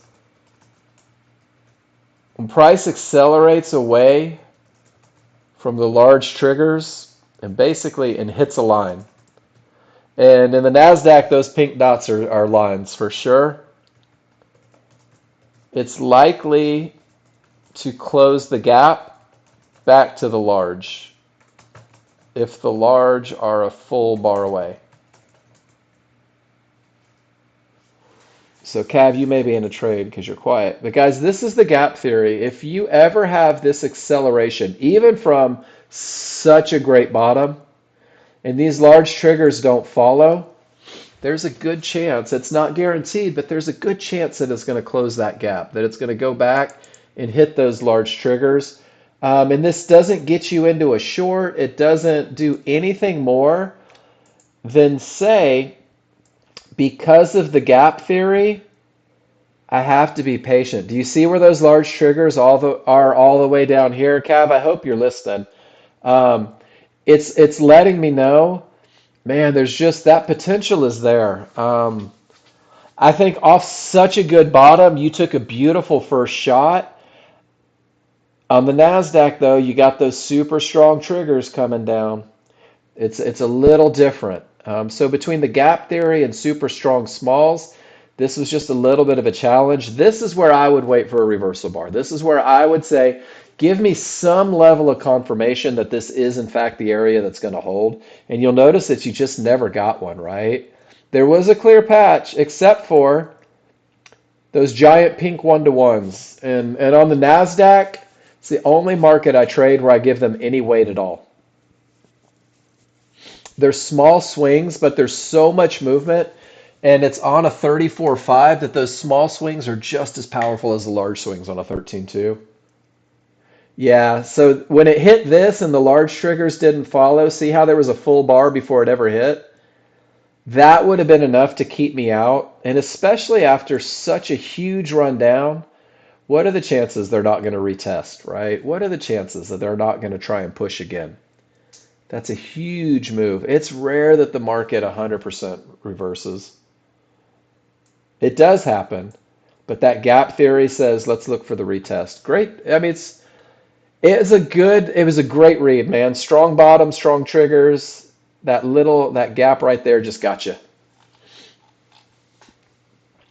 You took the best shot at continuation up. They just wanted to close that gap. And guys, I'm going to tell you, I'm going to point out the good and the bad always, right? Strong bottom is freaking amazing. Divergence from a strong bottom is outstanding. Odds favorable momentum is incredible. Like there's so many great chart reads in this. But there was that little challenge, that one little challenge that could have kept a little extra money in the till. Let's see, who's next? Was that the one that we just saw?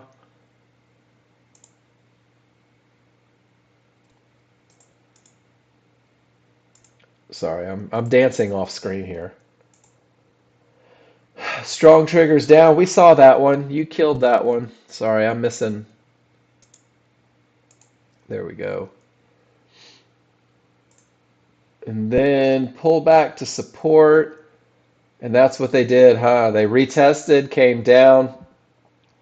Probably a short loser right there. I would have taken that one all day long. And when that reverses everything and it heads up, you take advantage of it. As everything is changing direction, you take a little momentum style trade. Nicely done, Cav. Nice recovery. Did they get you on the short? Because I would have taken that short all day long.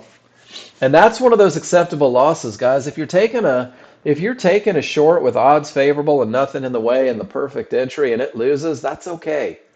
Like you got to take a couple of these. And then as you learn to read your charts, you catch it the other way and it almost feels like revenge. Nice trading, Cav.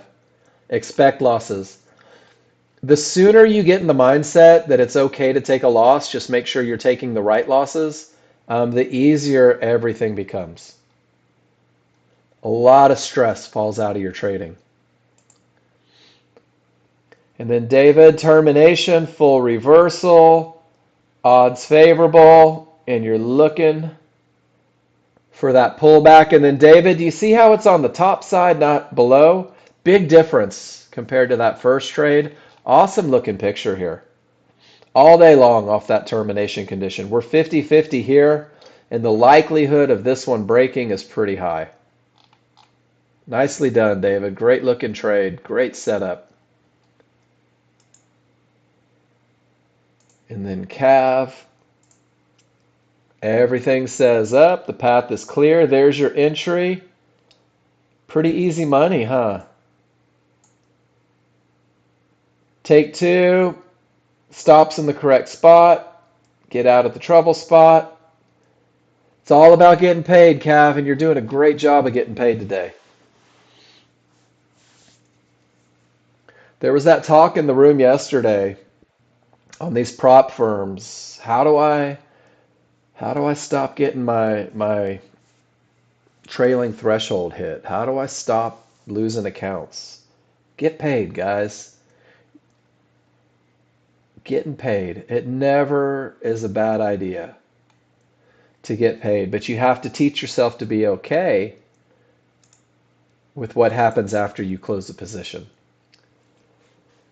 And then Allen, termination, strong triggers, 50-50, no divergence, perfect entry, stop where the market should not go. I love that you use the language on that. And tiny little profits. When it turned red, it scared you out. I like that you put that.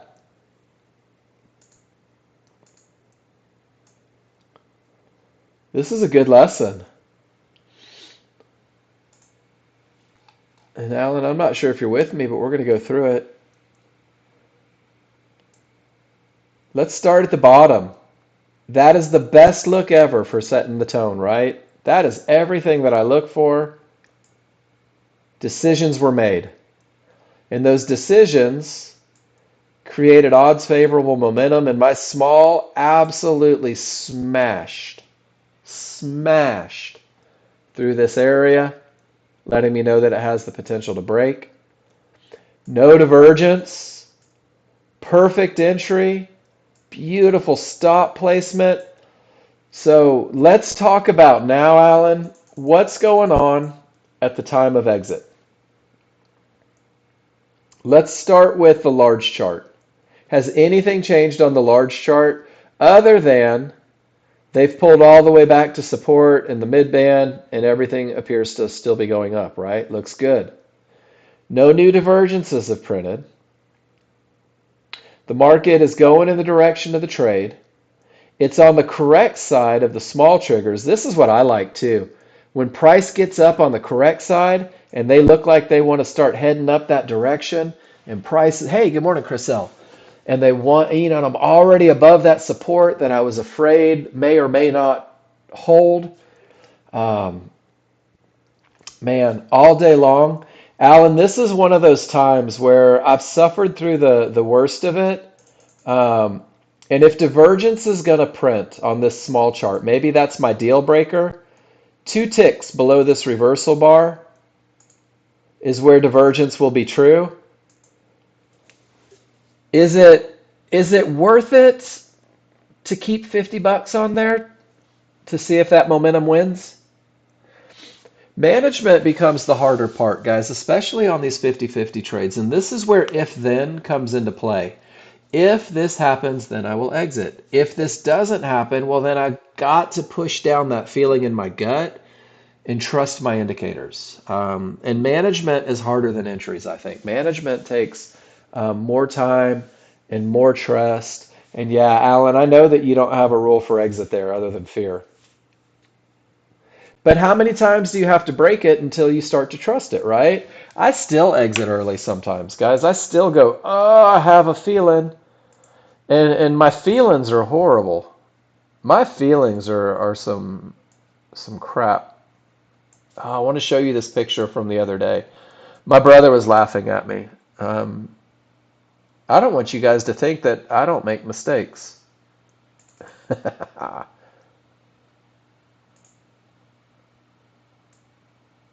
This was my stop right before a 20-point run. Do you know what that stop was based on? My gut. Everything set up, and I went break even right at support inside of favorable large triggers. Alan, at least you made money on yours. This was right before the biggest run up, guys. And I'll tell you right now, this hurts to get low ticked in the right trade, but you've got to let that happen a couple times. And it's totally normal, and it's just part of the process. Because eventually you're like, oh, hold it, I remember this one. And then same look going the other direction, right?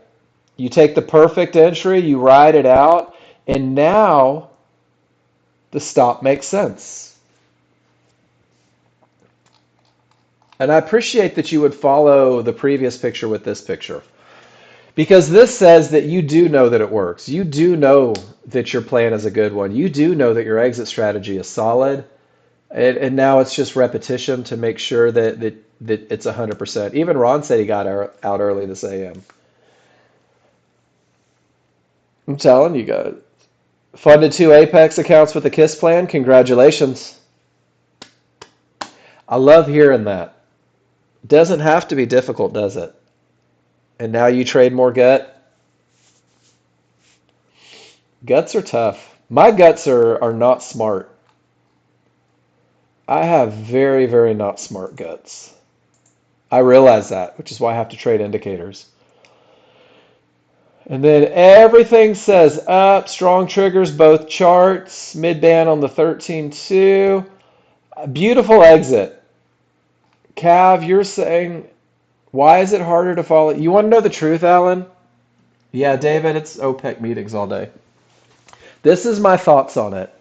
Um, and it's all human nature. It's 100% human nature. It has nothing to do with intelligence. It has nothing to do with anything. We're all very capable. We're all very capable of reading indicators. We're all very capable of taking the right trades. Good morning, Sydney. Um, and this is what I think happens is I go in and I have a good day, right? And I'm confident because I've had a good day. And so it comes back to maybe some of you guys haven't heard this one, and I know that stupid is a bad word in today's society.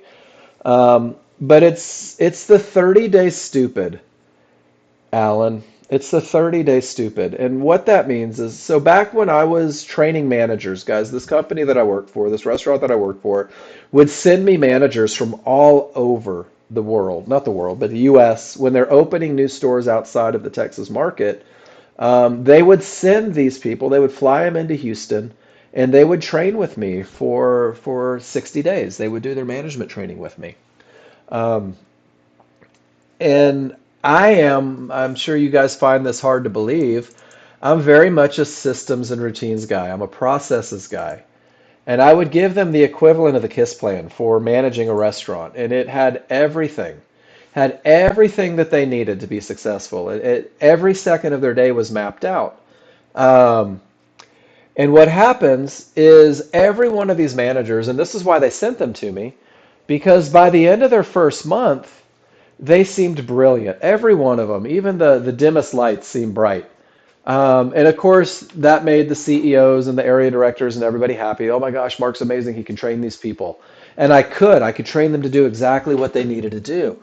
But right around 30 days, Alan, the human brain says, well, I'm so effing good at this that I don't need my checklist anymore. I'm so good at this that I don't really need to give it the analysis that I did. I don't have to give it the attention that it deserves because I'm so damn good at this.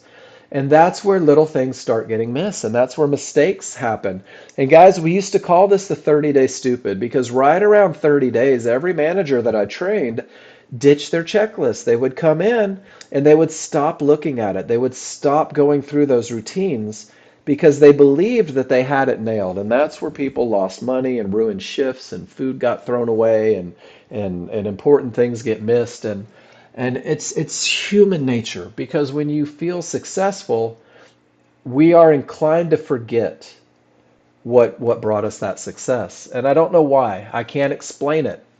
But this is one of the reasons why the gentleman told me if you don't have a plan written down, then you don't have a plan.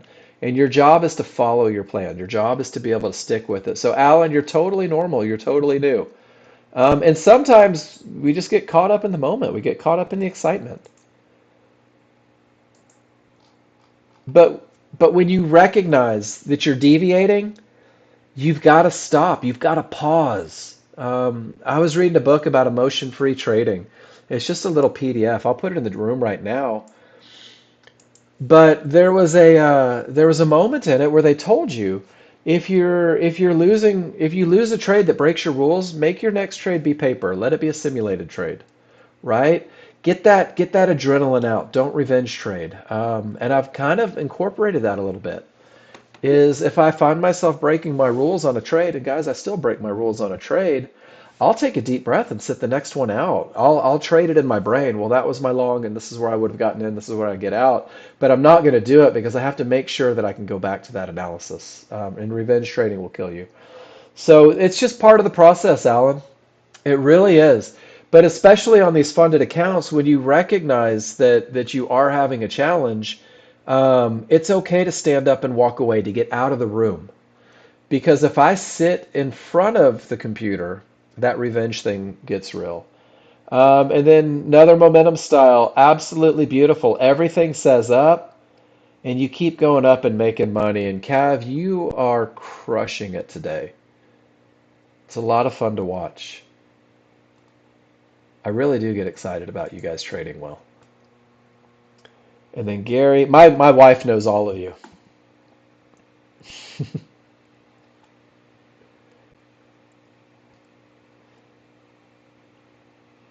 And then Gary taking a chart reading from termination to termination, you're like, I'm just not going to do it yet. Not with a divergence. I'll sit on my hands and wait for something great.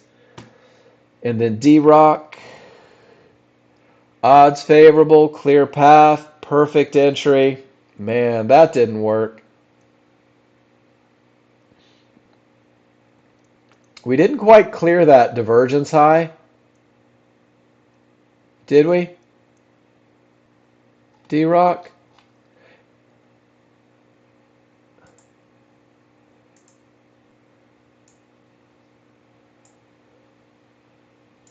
If I extend it out, so that's a 50-50 trade then, right? Large below, smalls above is close at the time of entry. Oh, that's super close. Perfect. Two divergences. Expect it to take out that previous pivot. I don't think I would have risked too much. I think it was a solid trade. I think it was rules based. I think you could defend that in a court of law. It just didn't work out. And that happens sometimes. And then Joel, odds favorable, 50-50, divergence prints. You get in and manage out. I love it. If your rules say no divergence, then, respect the divergence.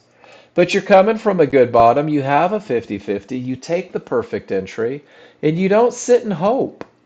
That second lower divergence tells you to get the hell out. Joel, I think you did a great job on this one. And I think that as you grow with the software and you learn to read your indicators, guys, you realize, and this used to floor me about my brother. And guy, I'm just going to tell you right now, I'm a giant sissy when it comes to trading. I'm very conservative, and I don't like taking chances. I just don't. It's not in my nature. I'm a rule follower. Try to be. I would watch my brother take these trades on a four lot and make $300 or $400 and then exit break even or exit for a couple ticks. And I kept saying, oh, it's 50-50 with divergence. It's 50-50 with the divergence. That's horrible. And I forgot that he spent 27 years with the software, that his ability to read charts and recognize patterns is off the chart. And you get to a point where you begin to manage these through trade, through recognition and stuff. And guys, what doesn't seem like an opportunity today becomes a huge opportunity this time next year or in 6 months. And the better you get at reading charts and the more patterns that you see, the better your management becomes. And you start taking opportunities where none were present previously. And it used to just floor me with my brother. And then Sydney playing the momentum game.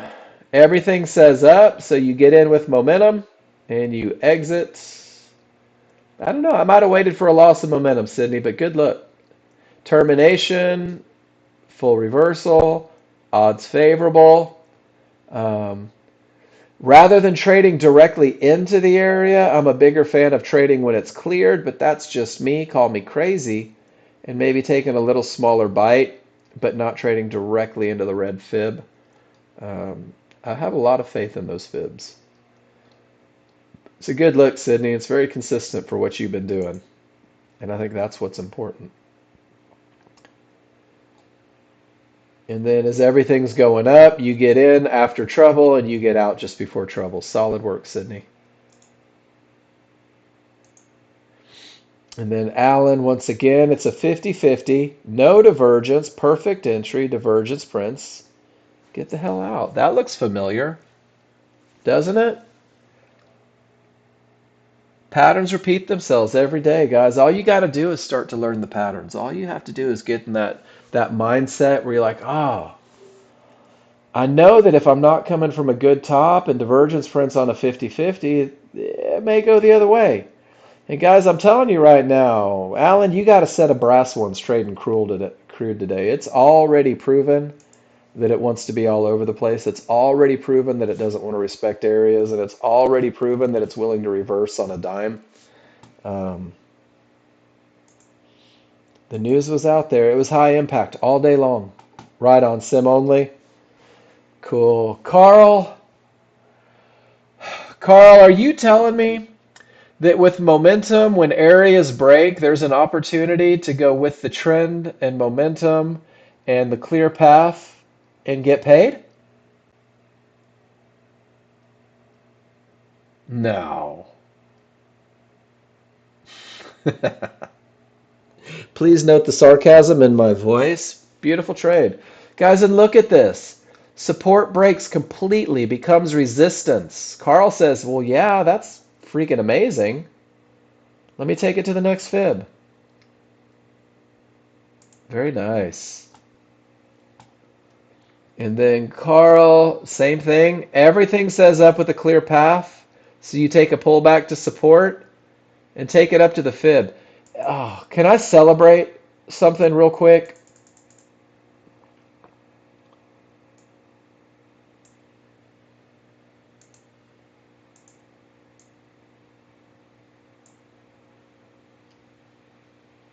I want you guys to see this.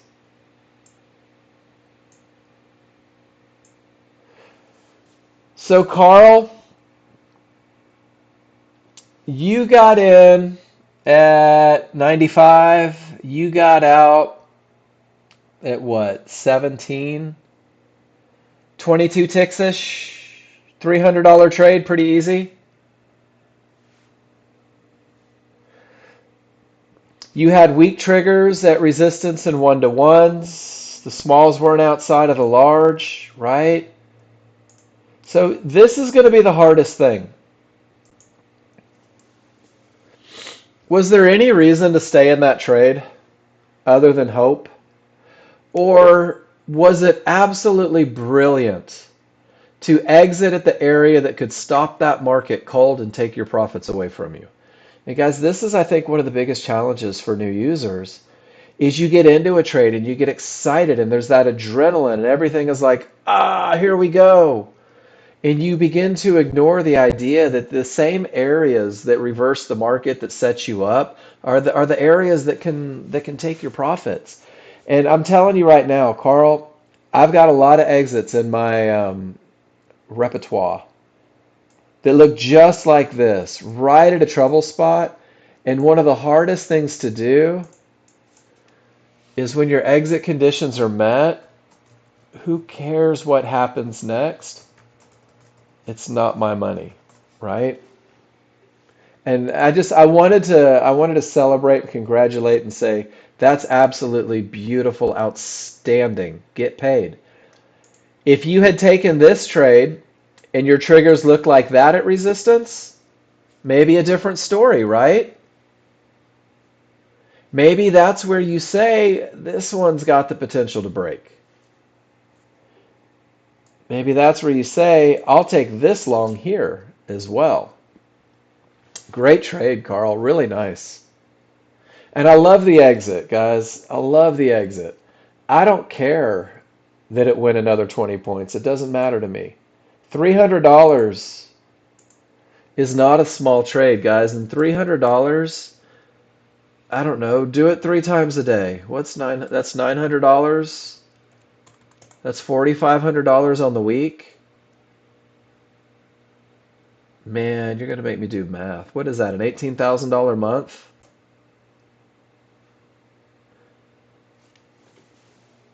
Guys, that's not a bad month for taking the money. So, props to you, my friend. Nicely done. And then Ron feeling left out. Take care, Carl. Nope, absolute garbage. Don't even want to talk about it. No, I'm just kidding. Ha ha ha. Same premise, guys. When everything says up, when the momentum is its absolute strongest, let the area clear and get paid.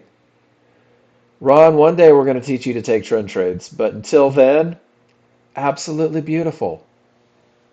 What a great looking trade. Odds favorable, clear path. Odds favorable, clear path. Your entry can be your entry, right? But the large chart leads the way, and that's exactly what happened here. The blue fib showed up after you went in. That was your 8 o'clock fib update.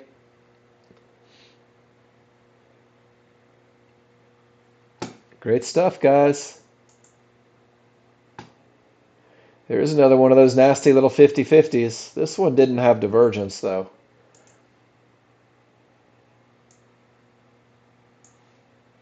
You guys want to see one of the ways that rule number 2 is amazing?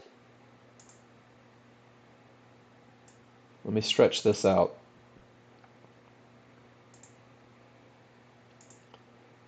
And then we'll go breathe for a second. So check it out, guys. All the way down to support, rule number 2 says no more shorts. Is everybody good with that? Haber, how do you feel about that? Price reaches Fibonacci support. The triggers can't break. My rules say Don't do it. No short trades. Thank goodness. Price comes all the way to resistance. Absolutely no trigger lines are capable of breaking through. My rules say, even with all that momentum, don't go long. Price comes down. The large triggers never roll. The small triggers, I don't have momentum.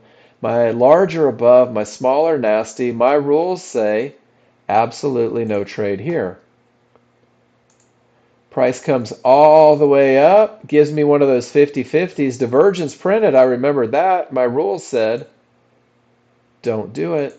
Once again, how am I going to make money, Mark, if during this 20-minute stretch I'm not up $1,000? Well, you made it over here.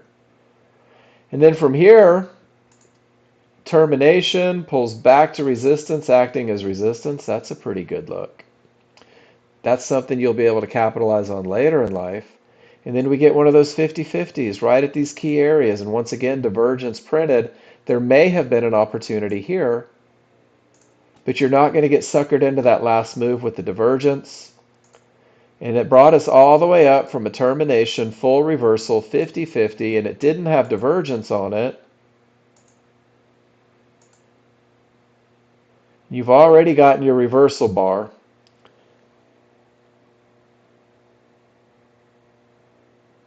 You've identified your trouble spot.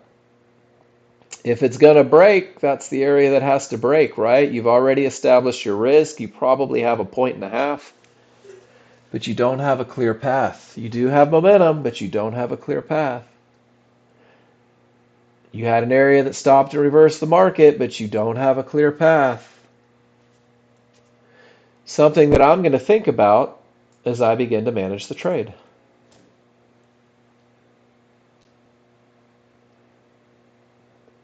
And look at the indecision right by that fib. Up bar, down bar, up bar, down bar. I was talking to my brother this morning. We were talking about fibs, and I said, have you ever noticed what price does at fibs? On a large chart, it's not a lot of movement. On a small chart, it's like a Richter scale, right? Looks like an earthquake. On a large chart, it's a 1 bar event. On a small chart, there's tons of indications for management. Large chart, weak triggers, right at a fib. Small chart, bounce, bounce, bounce, bounce, bounce, bounce, bounce. 3 divergences right at the fib. Maybe sets you up for the move up to the next area eventually. Termination conditions are where decisions are made, ladies and gentlemen. You know where they are. You know when they've broken. You know when they haven't broken. Now you just got to keep learning to trust it. Bad bottom, pulled all the way to a mid-band. Large triggers didn't follow. Did anybody catch that gap theory again? That's textbook. Keeps you out of that long, doesn't it? All right. Wow, it's 11:09. Guys, I'm going to go run a lap and stretch. When I come back, the last hour belongs to you, ladies and gentlemen. If you don't post a picture, if you don't post a question, I'm going to ramble. And if I ramble, my brother's going to send me angry texts. So post a picture, post a question. Let me know what you guys want to talk about. Oh, and PFI, I don't know if you're listening. I was thinking about you earlier today because I was thinking about painting by number, honestly. Um, and I'm going to say this before I go away because I like to ramble anyway. And it was very much about the path, guys. Has anyone ever been to one of those things where you paint? Maybe somebody drug you to it. You open a bottle of wine and they teach you to paint, and you come away with a really impressive painting, even if you're not a painter, because they make you do it systematically. They say, okay, we're going to start with a foundation, and then we're just going to build a small little piece on it. Don't worry about painting a landscape. Let's only focus on the trunk of the tree. And now we're going to add branches. Don't worry about the mountains in the background or the moonlit night. Let's just focus on the branches of that one tree. Okay, now we're going to focus on the lake that the tree sits in front of and maybe create a reflection. Guys, this is how you learn to read software. This is how you learn to become a day trader. If you try to enter the market, if you try to enter the market without understanding why, you're going to get lucky every now and then. But the idea is that it's repeatable. The idea is that you can do the same thing that's bringing you success time and time again. So don't be upset with yourself if you're not perfect on day one. Um, and people that paint will tell you a lot of them started with those very basics, guys. When I draw, if I'm drawing a face, it starts with just a circle and a couple guidelines to get me to where I want to be. Gap theory, finish to fibs. Unbelievable. Um, so I don't know. I wanted to leave that with you here. We'll leave crude because they're having a good time today. OPEC's going nuts. Guys, I'll be back in about 5 minutes and we're going to finish strong. So let me know what you want to talk about. Back in a few.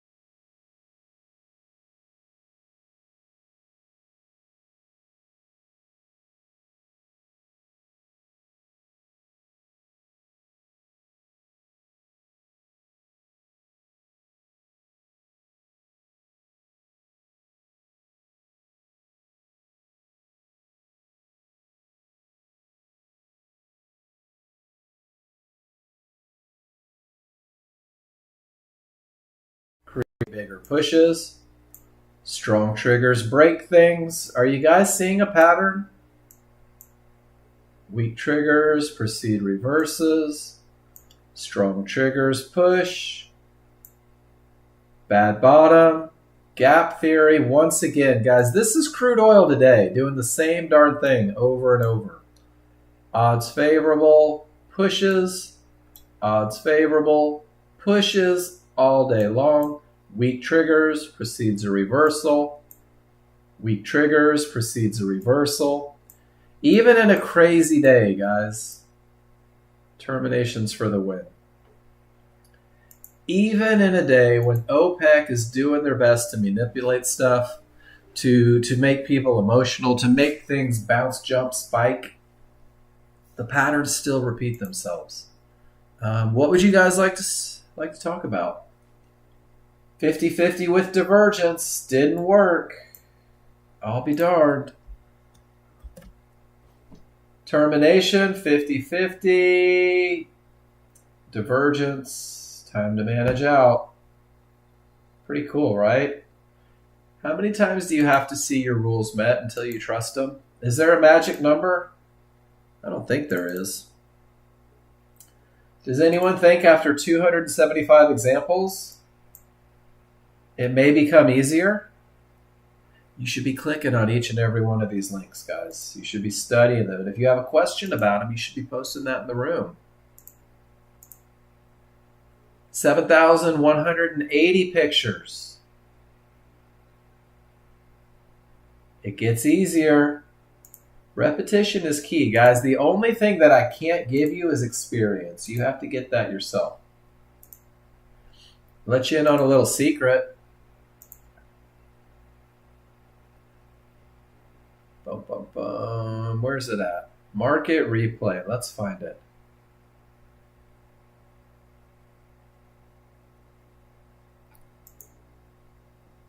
Market replay, guys. You have the ability to go back and retrade days. I can tell you that I spend at least 3 or 4 days worth of back testing every weekend, going through, refining, getting better recognition. You can go back and you can retrade the markets, guys, as though they were live. You can use NinjaTrader 8 when today is done. You can go back, and this is part of that path. Download replay data for the day, and you can replay it that you just finished trading.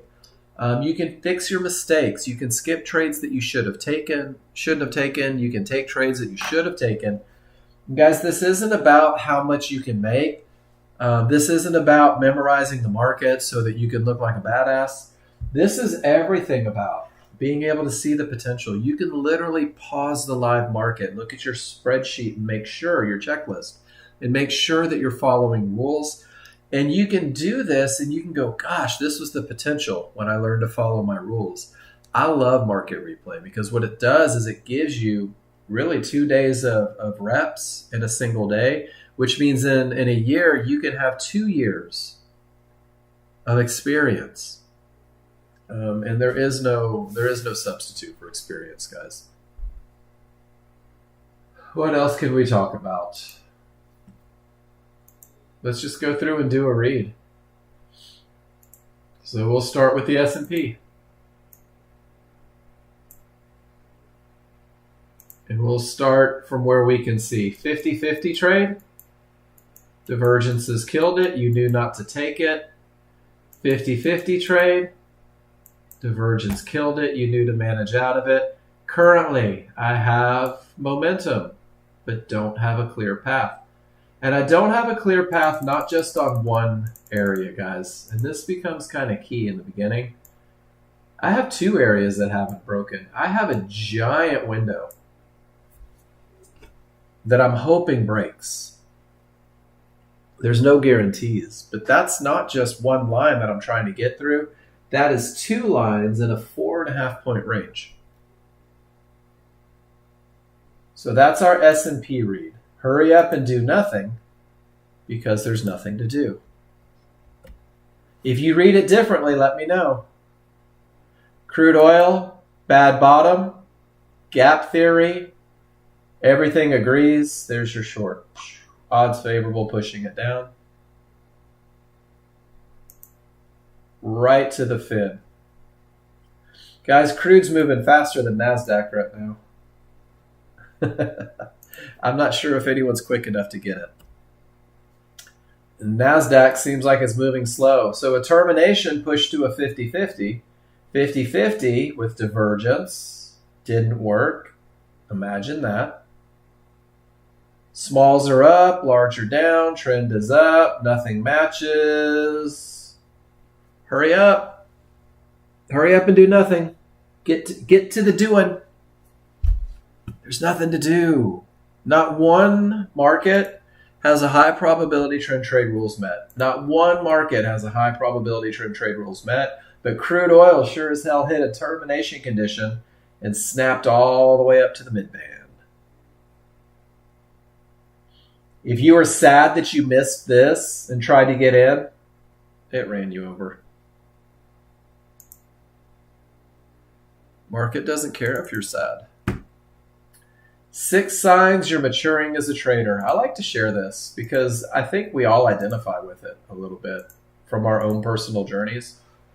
The first one of the signs that you're maturing as a trader, guys, is when you manage your risk before you manage your reward. This is one of the outstanding things about Nexgen, is when you take these simple advantages, when you take the simple idea that momentum pushes a market in the direction, when you have the advantage of knowing where the market is likely to stop, when you enter the market where it's most likely to continue based on proven methodologies that have been tested over the last 25 years, guys, you're managing your risk before you ever enter the market. And then once you enter the market, you manage it even more through great stop placement, through knowing when it's appropriate to move, guys. Nexgen really lends itself to this first one. Becoming completely relaxed when you're making trades. This one's on you. This is through repetition. This is developing trust. This is making sure that you believe that termination condition may reverse the market. And if it did, that it creates a huge anchor for you to find that next move. Relaxation comes through trust, not forcing or chasing trades. And when I say not chasing trades or not forcing trades, it doesn't mean that you're trying to bend the market to your will, right? Or if you missed a trade, you're not just arbitrarily jumping in, hoping that things work out, because Murphy has cameras in your office, guys. They know. This shouldn't be your adrenaline fix. This shouldn't be your entertainment. This is a job, and money is made and lost every day in this job. And it deserves your focus, the same focus you would give if you were a surgeon or an architect and you didn't want your building to collapse on people, right? If you need adrenaline, let's go jump out of a plane. Let's go swim with sharks. It'll be fun. You follow your trading plan. Believe it or not, I find that there is an enormous amount of people that try to trade successfully that don't even have a written plan. Guys, I should be able to hand you is it your Apex account, Michael, or is it your Ninja account? It'll still find it. I don't know how long they go before they take it away from you. Did you cancel it after it blew?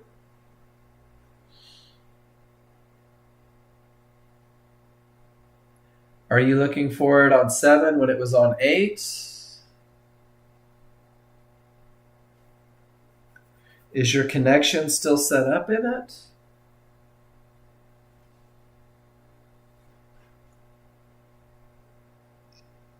The answer from my experience is absolutely. It'll still show you. It said can't find it. I would just reboot and try again. It may have been a glitch. Reboot and try again and see if that helps. It's the old, is it plugged in? I got a notice from Ninja the other day on 7 that there was a glitch, and I just had to reboot and start back up, and it was fine. Glitches happen. It is a digital world. Guys, following your trading plan, what I was saying is, I bet that there's people in this room that never took the time to write a plan, that said, well, I'm going to study the high probability trend trade, and then I'm just going to take it, right? And they don't have it written down. These are the trades that it'll take to get me in. And when you do that, it leaves yourself a lot of wiggle room. And the human brain loves wiggle room. Sorry, guys, my phone just started ringing. You too, Cav. Take care. Have a plan, guys. I should be able to hand you the microphone, and you should be able to teach me your plan. And if you can't, you should probably study your plan a little more extensively. I want to make sure I'm still connected. Nope, here we go. Let me reconnect. I think my phone took my connection. Can you guys still hear me okay, though? I probably sound like I'm in a box. Awesome. Okay. And then finally, and this is a huge one, and I think a lot of people will identify this with this, is your worth as a trader and your worth as a person are two separate things, right? If you are an amazing trader, but you kick dogs, you're still an asshole. And if you are a very poor trader, but you're a wonderful human being, then you're still a wonderful human being, right? The two have no connection at all, ever.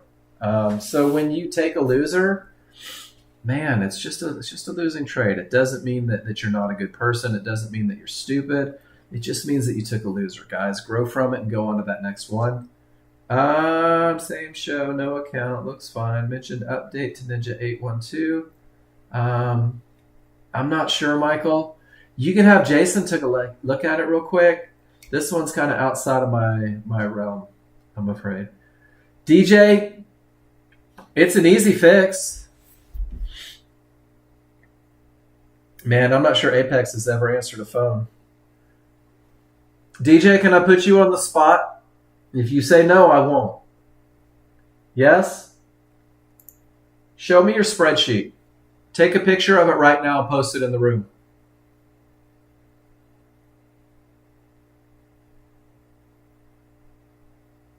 I'm going to show you how I fixed my timing. Can you... And the reason I say this is most people, when I say post a picture, they don't. And don't show me the ones that I gave you, right? Don't show me this section. Show me your favorite looks. Show me where you filled up your favorite look section, where you took a picture of the same damn thing 1,000 times, so that it would be easy.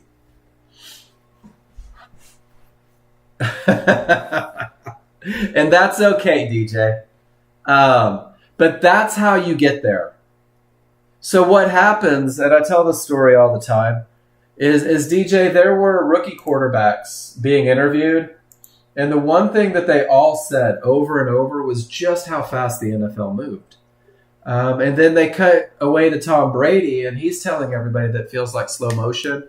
And the only way to get your timing right, DJ, is to go through the repetition so many times. Odds favorable, 50-50. This is what I'm looking for. This is where it comes from. You'll get to the point. Well, it's because you don't process them in a matter of seconds yet. How long does it take you to get the rules down? Because if you know your rules, you know exactly where you're looking for a short, right? And you know it all the way over here. What happens with people is they're going, okay, it's down, and it's coming down, and shoot, these are good. Are they favorable? I don't know if they're favorable. What's pushing down? Is that too close? That's not too close. That's a clear path. Hold on. Let me make this a little bigger. Now I can't see that area. It's not scaring me. What does this blue line mean here? Does this blue line mean the trend is over? No, wait. Large chart defines areas. Oh, crap. Do I still take it? And I'm not saying that's what you do, DJ, but that's what the average user does, is they go through this process of guessing and second guessing and trying to figure things out and work through things. And where I knew right here, without question, that I wanted my trade to come through over here, you've got to be able to process everything, right? Now I've got weak triggers at support, at a divergence low. I'm not taking this one. Does that make sense? And I'm telling you that repetition, it fixes it. Repetition fixes it. So let's look at your example real quick, and then Alan, I'll get to yours. What's your example? There's nothing written on it.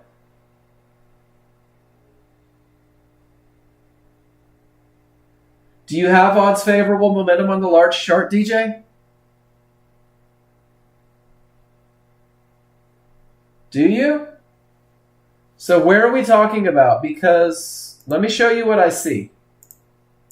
And I could be wrong. I always reserve my right to be wrong. You're showing me this right here, right? Am I looking in the right spot? These two boxes correspond?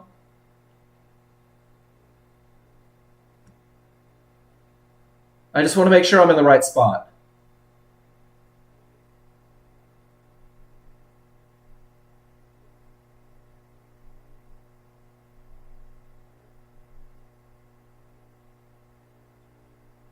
Maybe if I draw arrows.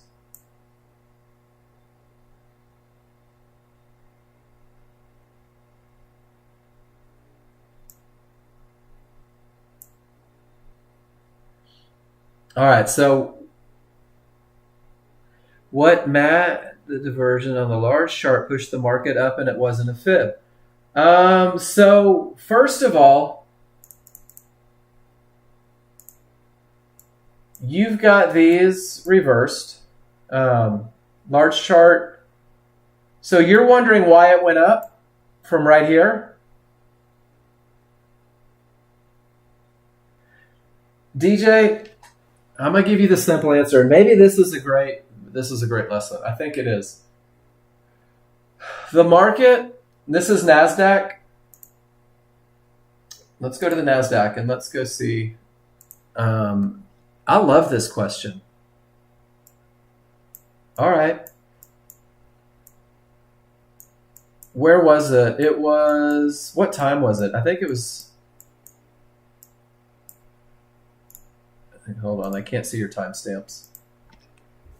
So 10:59, so this was 10:59. Let me see if I can find it on the NASDAQ.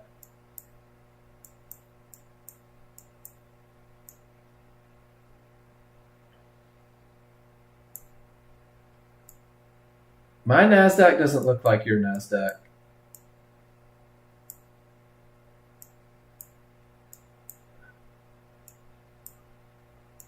Are you in?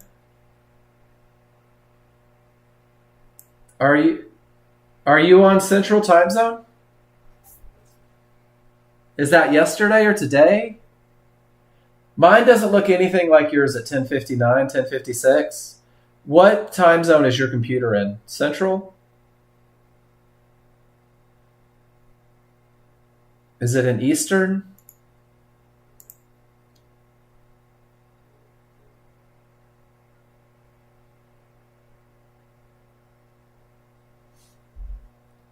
December 23. December 23. Is it just me, or do we have completely different looks? I mean, completely different looks.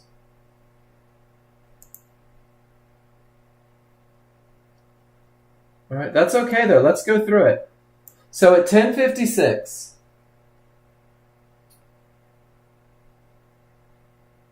that's a 13.2. Oh, that's okay. I see what's going on. No. So here's the first thing, DJ, and this may be helpful, especially if you're trying to trade the NASDAQ. The NASDAQ is not a 13.2 and a 5.1.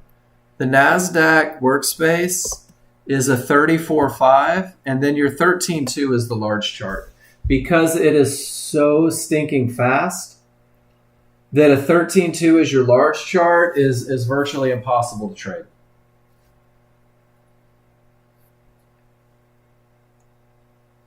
So if you download the workspaces from the page, from the resource page, NASDAQ is not a 13.251. NASDAQ is a 34.5, and then your 13.2 becomes your entry chart.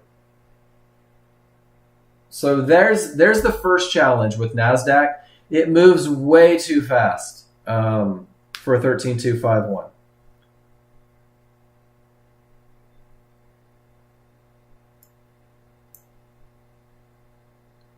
You have a 35. So the 13.2 becomes the entry chart. So let's look at 56. This is my 35, or my 34.5 at 10:56. This was a divergence. Actually would have been a beautiful short that didn't work. Somewhere in here, but 3 divergences, 4 divergences on the 13.2 said that the market is likely to push up higher. And yours shows the same thing, I believe. You just have it super spread out. May push the market up higher, right? So there's your 13.2. Scream it to the upside, the same way a 5.1 would.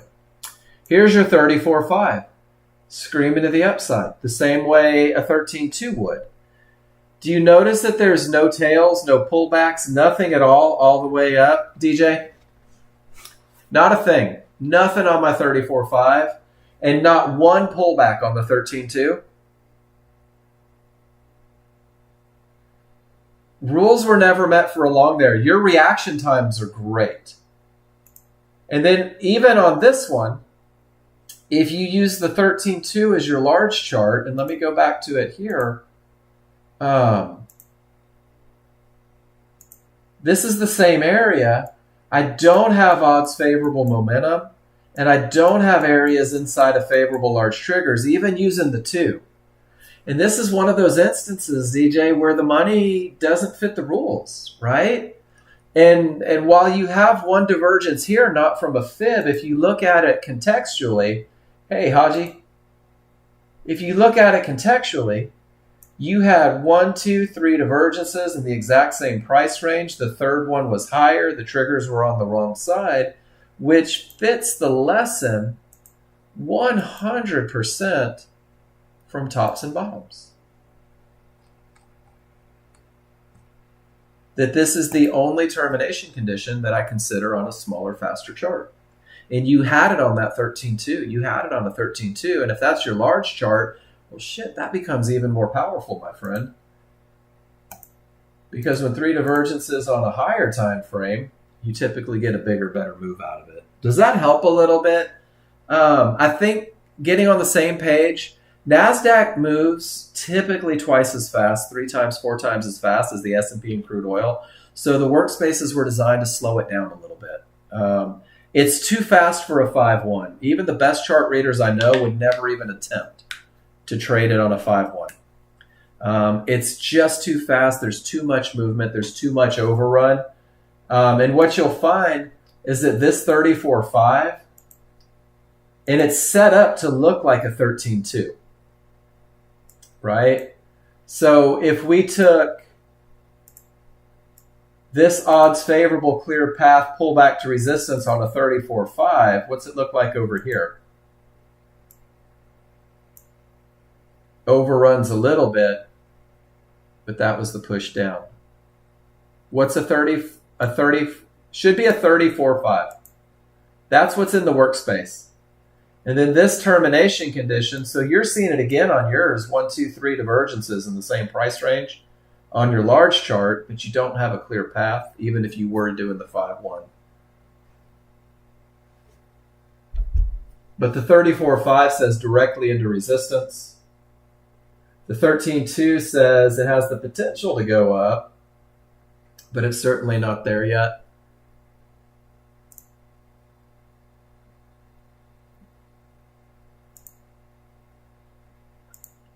Let me find for you.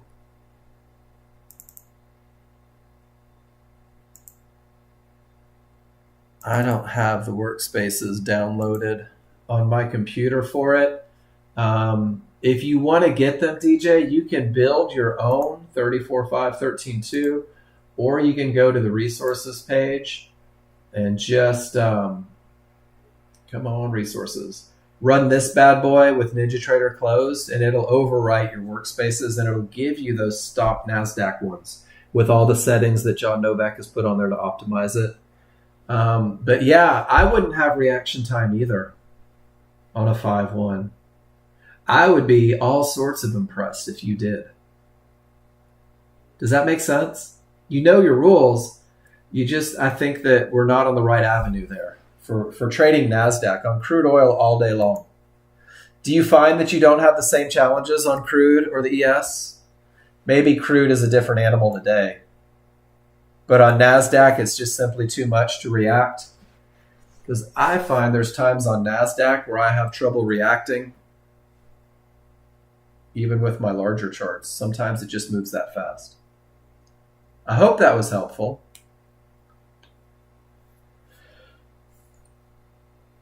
It was intended to be.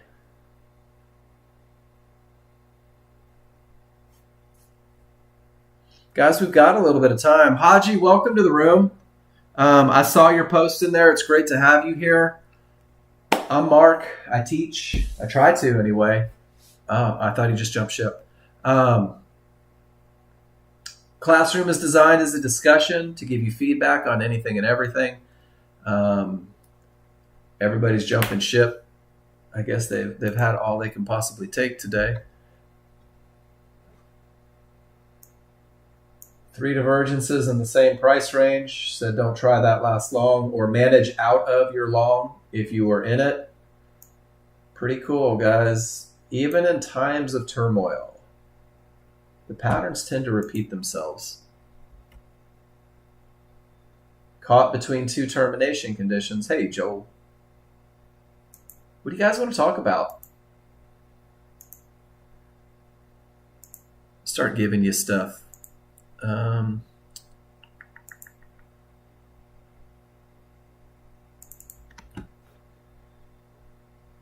Most of you are like, not this again. Guys, to minimize your learning curve.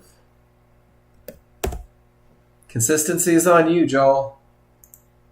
I can tell you how to brush your teeth every night, but if you don't do it, that's not on me, right? I can teach you how to make your bed, but if you don't make it, that's not on me. That's a choice that you have to make.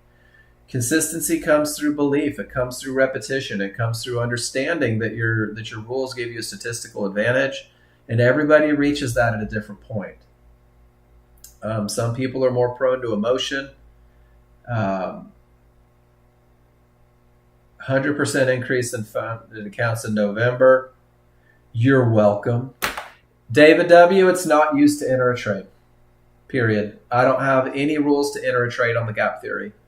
The gap theory is designed to keep you out of trades. To keep you from making the attempt at the long. Right here, David. No worries. Price reaches an area. Triggers don't follow. Don't go long. That's what it's designed for. Why? Because that damn pattern repeats itself over and over. Even with odds favorable, don't go long. Gap theory keeps you out. Let's see if we can find another example. Crude was putting on an absolute display of it earlier. Don't go long, even from the good bottom, because that's it, David. Not designed to get you into a trade. Ron, you would crush NASDAQ. 3 divergences. Why not go down? Nicely done. And sometimes the answer is no, guys. So, David, that's not because I don't want to give you answers. It's because I don't have an entry that revolves around it. But I will give you this. If the 21 has odds favorable momentum and a clear path, and price pulls to a mid-band on the 13.2, triggers don't follow,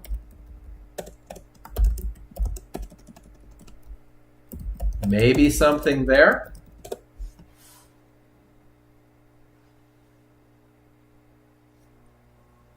Because let's see if we can find an example. Isn't this basically the same look as the trend trade on the 5-1? So if I have odds favorable momentum and a clear path on a higher time frame, perhaps there's an opportunity. Does that make sense, David? And that's what we call an edge trade. So there's a lot of moving parts on it. And I try not to discuss third time frames in this classroom just to keep people focused on the best of the best. But it's the exact same concept. When you have odds favorable, when the path is clear, it creates an advantage. You guys, crude is nuts right now, aren't they? OPEC meetings. And you know what's funny is who would look at this at 10 a.m. and say, I'm not trading because news is crazy? Does anyone else do that but me? Does anyone else go, man, there's high impact news, I'm not going to trade it because it takes away my statistical advantage, I can't control it? Anybody? Yeah? Here's the human brain, guys. This says high impact all day long. All day long. But everybody's brain said, but I got to trade it, otherwise I'm missing out, right? Jose, I'm sorry you lost 400. Guys, I'm telling you, I did the same thing. I took a crude trade this morning. I saw OPEC all day long, and I said, well, what are the chances that it's going to make it that crazy, right? They're just saying that, whatever.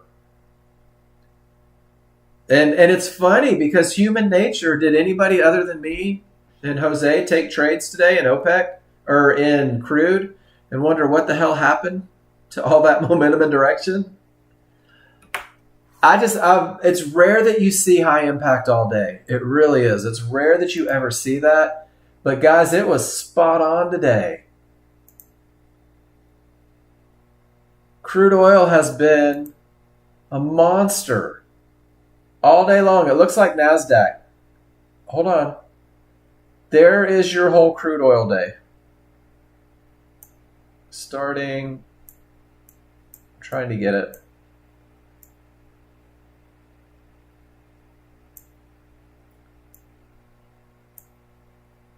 Pull out.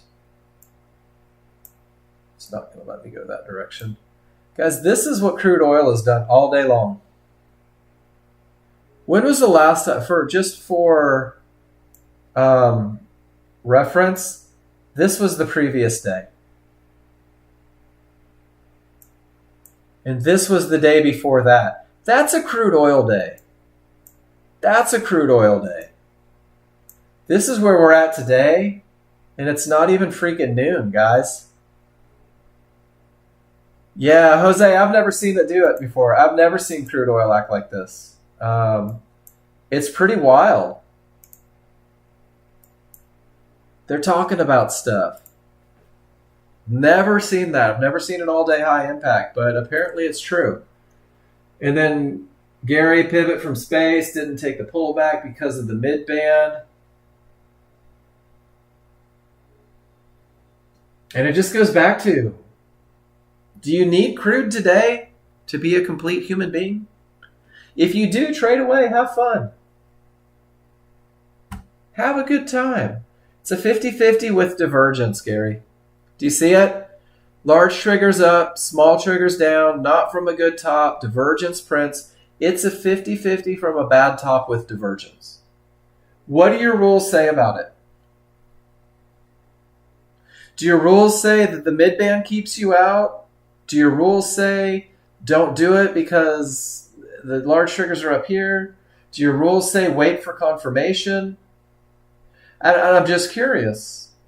Because if your rules said wait for confirmation, your rules got you into an awesome winner.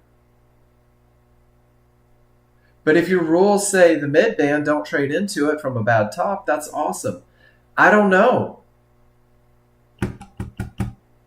Because your rules used to be wait for confirmation. I'm not sure what they are now. But do you see how that is? Guys, you can't change, and I'm not saying you're doing this, Gary. Please don't take it as that. You can't change your rules based on your emotion in the moment. If your rules need changing, go through the process, take some pictures, get the exact same setup 50 times, and then adjust your rules, adjust your checklist. Most people that break their rules don't write their rules on the chart. Most people that break the rules don't even bother to take the picture or present it.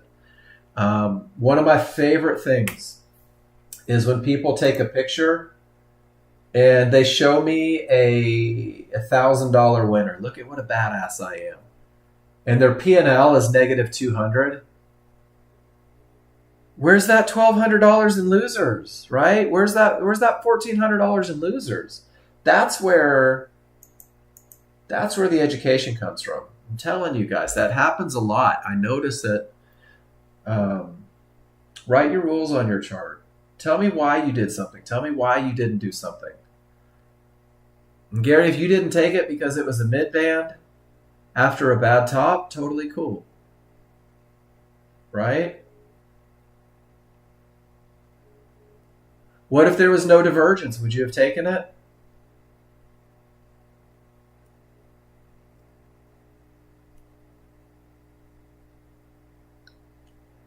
You don't have to answer. It's your trading is your business. Make sure that you're consistent is the point. And that's not just for Gary. That's for everybody. Make sure that you're consistent. The mid-band doesn't scare me so much with this much momentum because the only time, when is the mid-band a termination condition? The mid-band is a termination condition. Let's go to the termination conditions. If the large triggers are a full bar away, gap theory. That's when the mid-band's a termination condition. I might watch it, right? Divergence on a large chart might get me to the mid-band.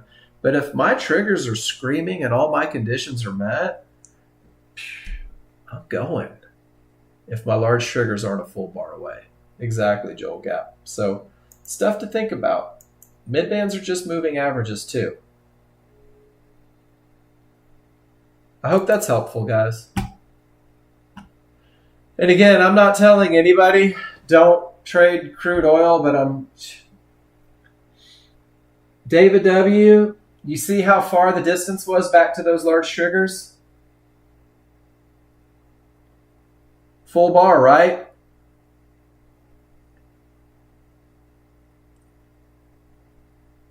So you have a 50-50 with divergence and a gap back to the large triggers. That's a tough look. Would you agree?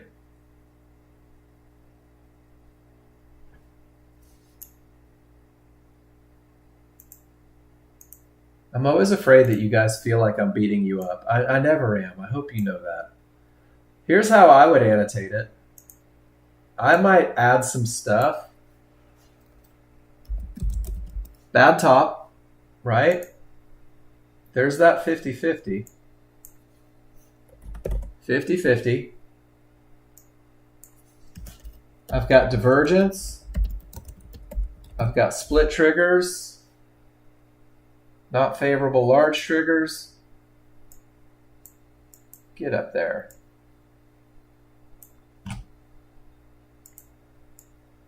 Oops. What else would I put on this one if it were my chart and I took this loser? I would put large a full bar away gap. You miss 50-50 on the lower resistance. And that happens sometimes when you get in the moment, right? Here's a cool way to never miss it though. This 56 fib is this 56 fib, right? Where was their divergence on the 13.2? At 75.50?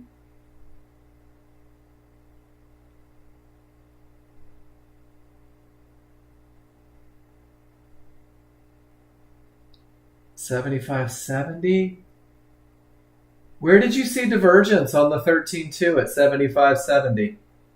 I've got red resistance. I've got yellow 1-to-1s.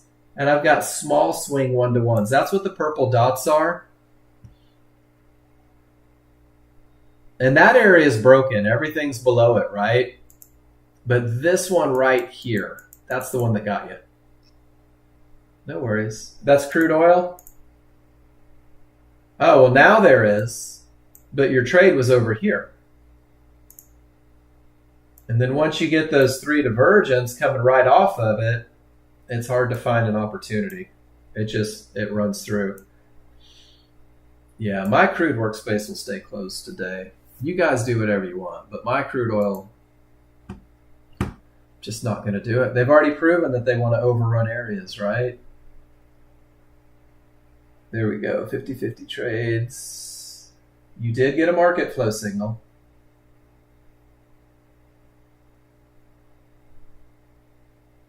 Good top or bottom, no. No terminations, 13.2.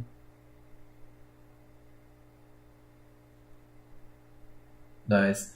Well, David, I don't know if you caught me rambling earlier, but it's high impact news all day long. Start to finish, open to close, high impact all day.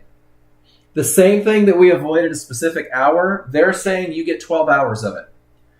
12 hours of indecision, 12 hours of emotionally charged trading, 12 hours of markets turning where they shouldn't, where they don't normally. Did you check your news today?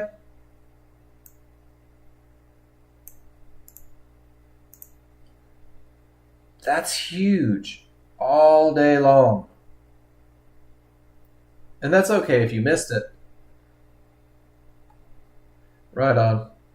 And that's what's going on with crude oil, guys. And look at it. Overrun, overrun, overrun. Fibs worked.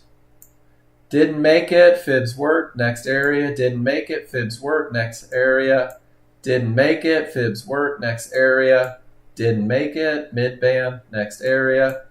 Resistance for the win. Didn't make it. Right? So there's a lot of fluctuations going on in there. There's a lot of going on. And there's a few really great trades in there. I don't think today is a home run day in crude oil. I think today is a protect yourself in crude oil. Be ready for it to go the other direction because who knows what they're going to say next, right? And guys, trade your plans. I won't ever tell you what to do or how to do it, but know that there's high impact news all day long. And on that note, that's it for me, guys. That was fun today. Good one.